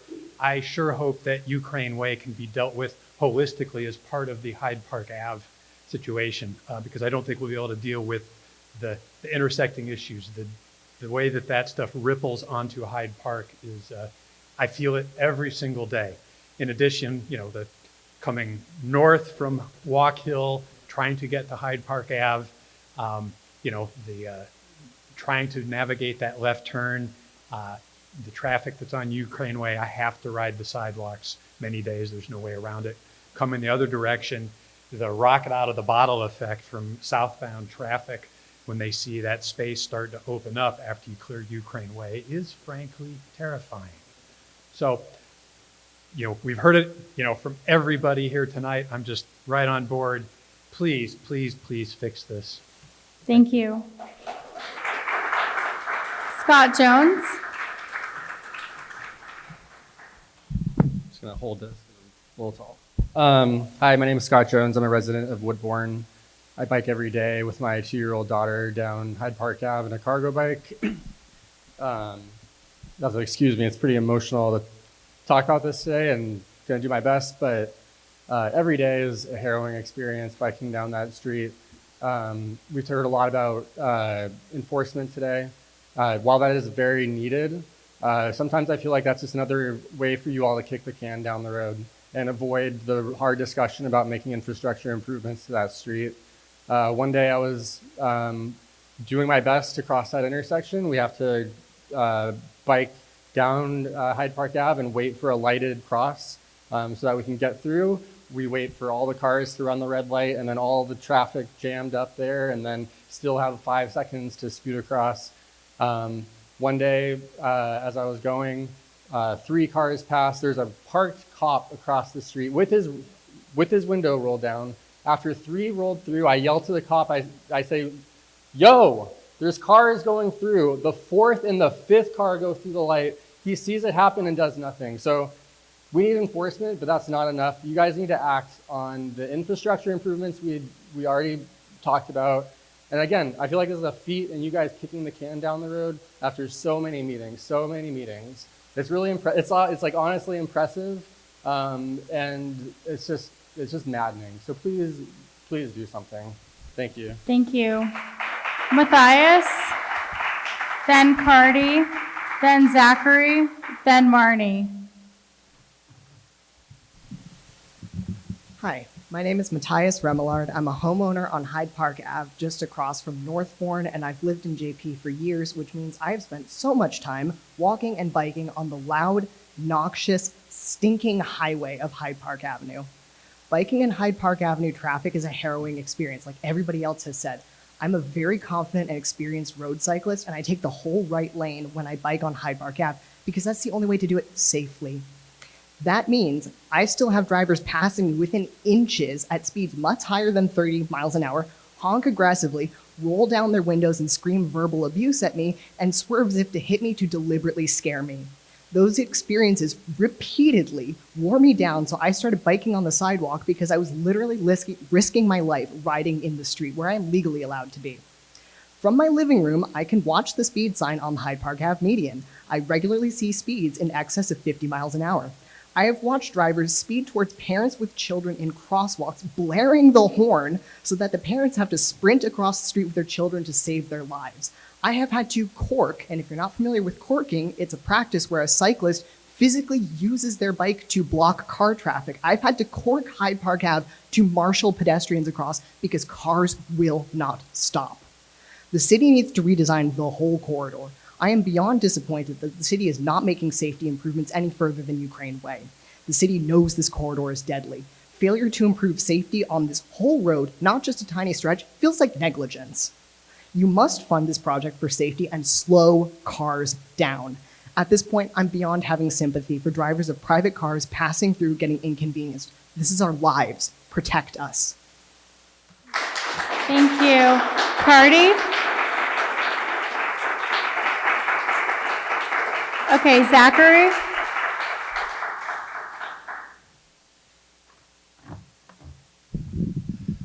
Hello, my name is Zachary Yarrow. I'm a multimodal traveler. I walk, I cycle, I take the bus and the T, and I own a car.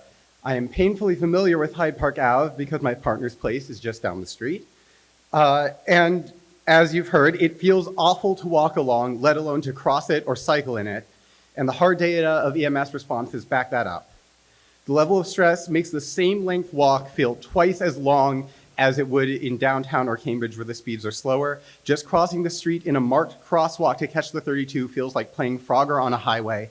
Hyde Park Ave claims to be a 30-mile-an-hour street. It's designed like it's for 45 miles an hour, and don't take my word for it, look at the signs and watch them show speeds in excess of 50. Again, we see from rampant double parking that traffic can absolutely flow through here with a lane blocked in each direction. So let's reallocate that space, please, to the people who walk, roll, and take the bus. Extend a safe micromobility connection to the Southwest Corridor path. Add floating bus stops and other improvements to help people ride the 32 safely and on schedule. Build protected intersections and narrow the roadway down so drivers drive at safe speeds and pedestrian crossings aren't so hazardously long like the one just down here at Walk Hill and Hyde Park Ave. And of course, for the people like the Trump administration who are focused on cars, safer speeds are also proven to reduce car-on-car collisions. This benefits everyone. We keep showing up to these meetings that have been going on since 2019 before I lived here, and the city keeps making decisions like the recent one to keep Hyde Park Ave in the same dangerous configuration. Please, this time, make the choice to make the improvements that cities around the world have demonstrated will make Hyde Park Ave safer for everyone. Thank you. Thank you. Marnie? And then Eve. And then if you have signed up to testify but you have not yet been called, just go ahead and line up because I did call a couple people that didn't get up when I called. So go ahead. Hi, I live in Roslindale, off of Walk Hill past American Legion, and now I bike to the Seaport in the morning to take the ferry to the airport, and then I come back through Hyde Park Ave, from downtown, and I did that commute both ways for 3 years before that. So Columbia Road now seems like a great road to bike on in comparison to Hyde Park Ave. And as everyone, it's been very validating. I haven't been to any of the previous meetings to hear about how everybody else hates Hyde Park Ave between Walk Hill and Ukraine, because that's also my worst. And so many, I see people in wheelchairs almost get run over. They can't go on the sidewalk because it's so bumpy. And I hear people talking about how there's not enough connections between, over the train tracks. And I wonder if as part of this or as part of the developments that's going to be happening on Washington, if you could add pedestrian crossings over the tracks. Apparently there's one that's out of use that comes out where that lumber yard is. I read about it on Universal Hub. Just anything to give us different options. And then also, if you're going to repave, I suggest just leaving those castings there and just leave them. Have raised castings, and that would be a great repaving and would make people go slower.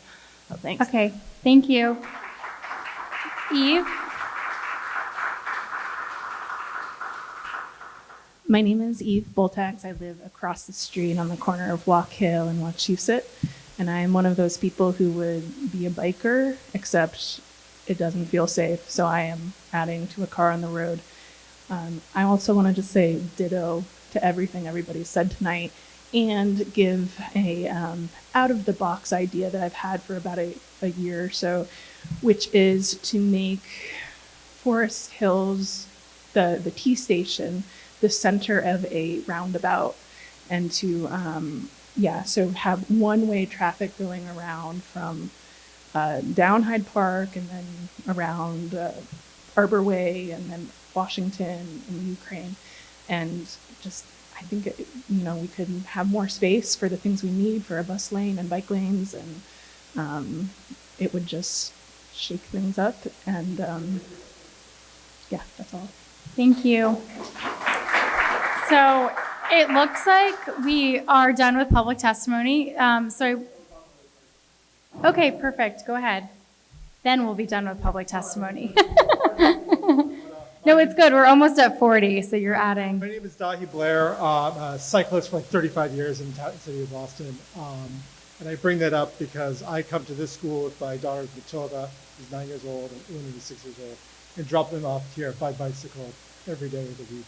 And the way that I do that is I come around through the Arboretum, down across Arborway, and then I take the Hyde Park Ave from Arborway up to Walk Hill and take the harrowing ride that everyone here says is a disaster, is a terrible idea to do. But I do it partially because I'm stubborn, but also because I want to believe that I live in a city that's going to be really, really advocating for us and providing a safe way for us to travel around the city. I wanted to make a couple observations about Hyde Park between Arborway and Ukraine. That is these. One is that yes, it is 4 lanes right now. And on the best of days, it's congested to the point where it's stifling. You can't get through. The lanes are tight together. The curbs are high. There's little room for any error or any correction if there is an accident about to happen. If it's going to happen, it's going to happen. And then also, when you're sitting in traffic, you can't get through. You're just sucking on diesel fumes with your daughters and your bike, waiting for your chance to get to Ukraine, which, as we've noted before, becomes a launching pad to take out all the frustration from being stuck in traffic that all the drivers take from there. And from there, it goes from being congested to downright hostile. And it's just not acceptable to happen there. In these conversations, I did hear a lot about preamble about limited funds being taken away from the city of Boston and not necessarily find ways to be more resilient with the funds that we do have. And I've also seen kind of what it alluded to, 2 options, a 3-lane and a 4-lane option. But I don't think anyone here has seen anything beyond that yet. But we are hearing that the repaving program is supposed to happen in the spring of next year. And my fear would be that it ends up being just that it just ends up being a repaving. And we don't see the improvements that people are advocating for here. And that would be a huge risk in a catastrophe to create another environment on Hyde Park Ave that is equal to what it is now and not available to all users of transportation. Thank you so much. Okay. I just want to ask one question. Why is having a lane for parked cars a sacred cow? So, thank you.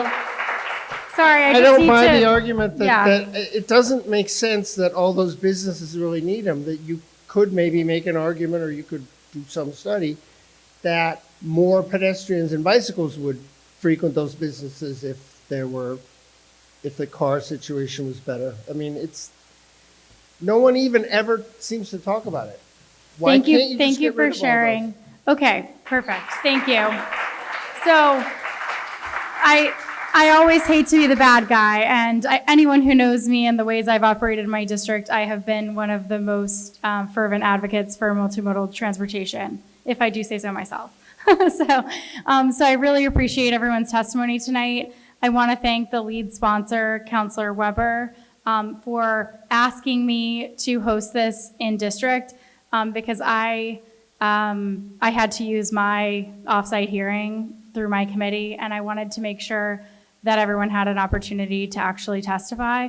And having gotten here and realized how different the transportation environment here is, knowing that what you are dealing with on the daily, I just want to thank you for testifying. I do think that we got something out of this being in person and it being in the neighborhood. So I just want to thank Councilor Weber for his advocacy.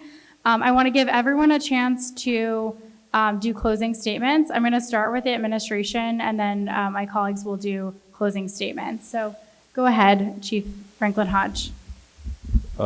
Thank you, Madam Chair, and thank you to all your colleagues for being here for this hearing.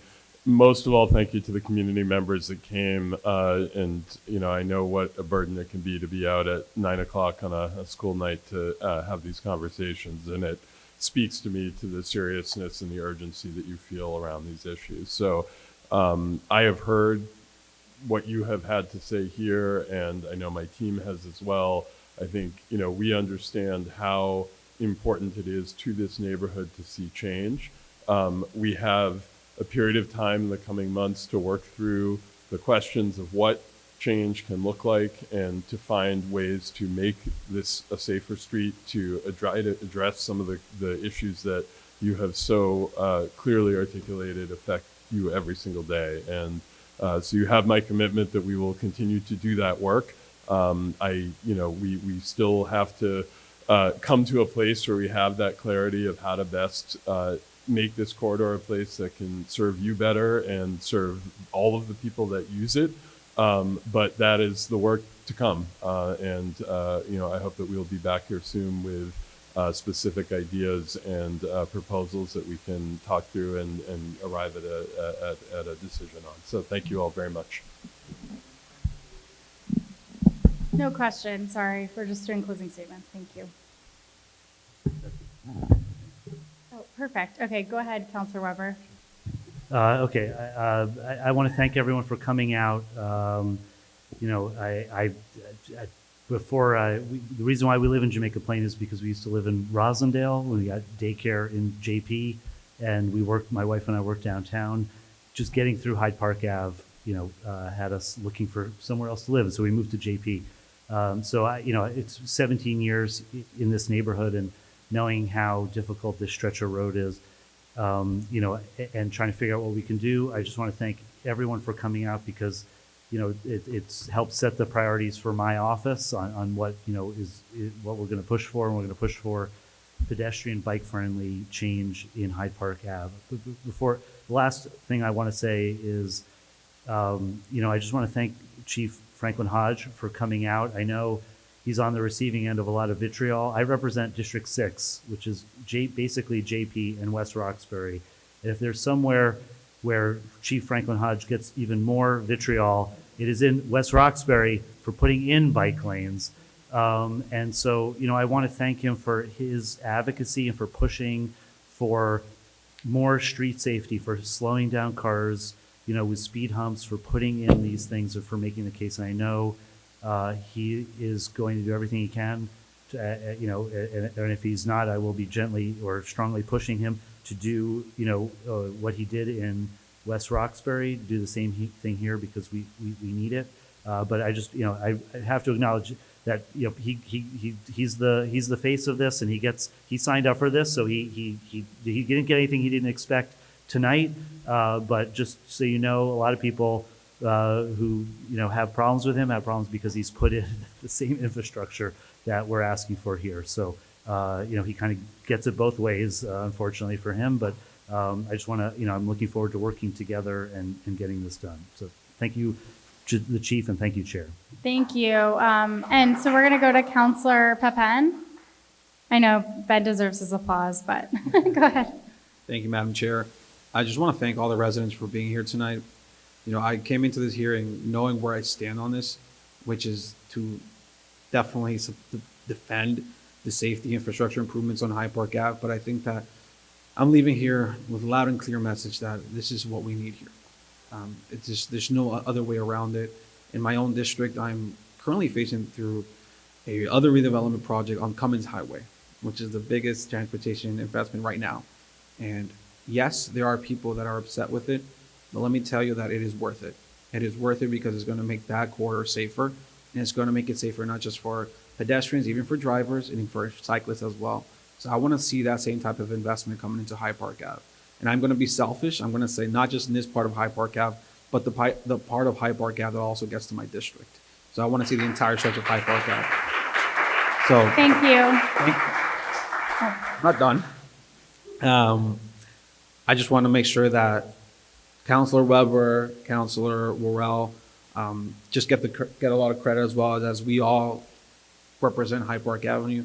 And I'm going to speak for myself on this one, but I'm going to continue to push administration forward to make sure that we do put in the safety infrastructures into Hyde Park Ave. So thank you so much for being here. Thank you. And I'm just cutting people off because at 9 p.m. I become a pumpkin. So, Councilor Flynn, do you have a closing statement? Thank you, Madam Chair, for conducting this meeting. to Council Weber, to Council Worrell, to Councilor Pepin for being the sponsors, for bringing us together, but especially to the residents. I learned a lot from you, listening to your comments, listening to your concerns. Although I don't represent the area, one way I could be helpful is continuing to advocate for Boston Police to do more traffic enforcement of speeding vehicles. I think that's a citywide problem. I also want to continue working on at least trying to reduce the speed limit from 25 miles an hour to 20 miles an hour in the city.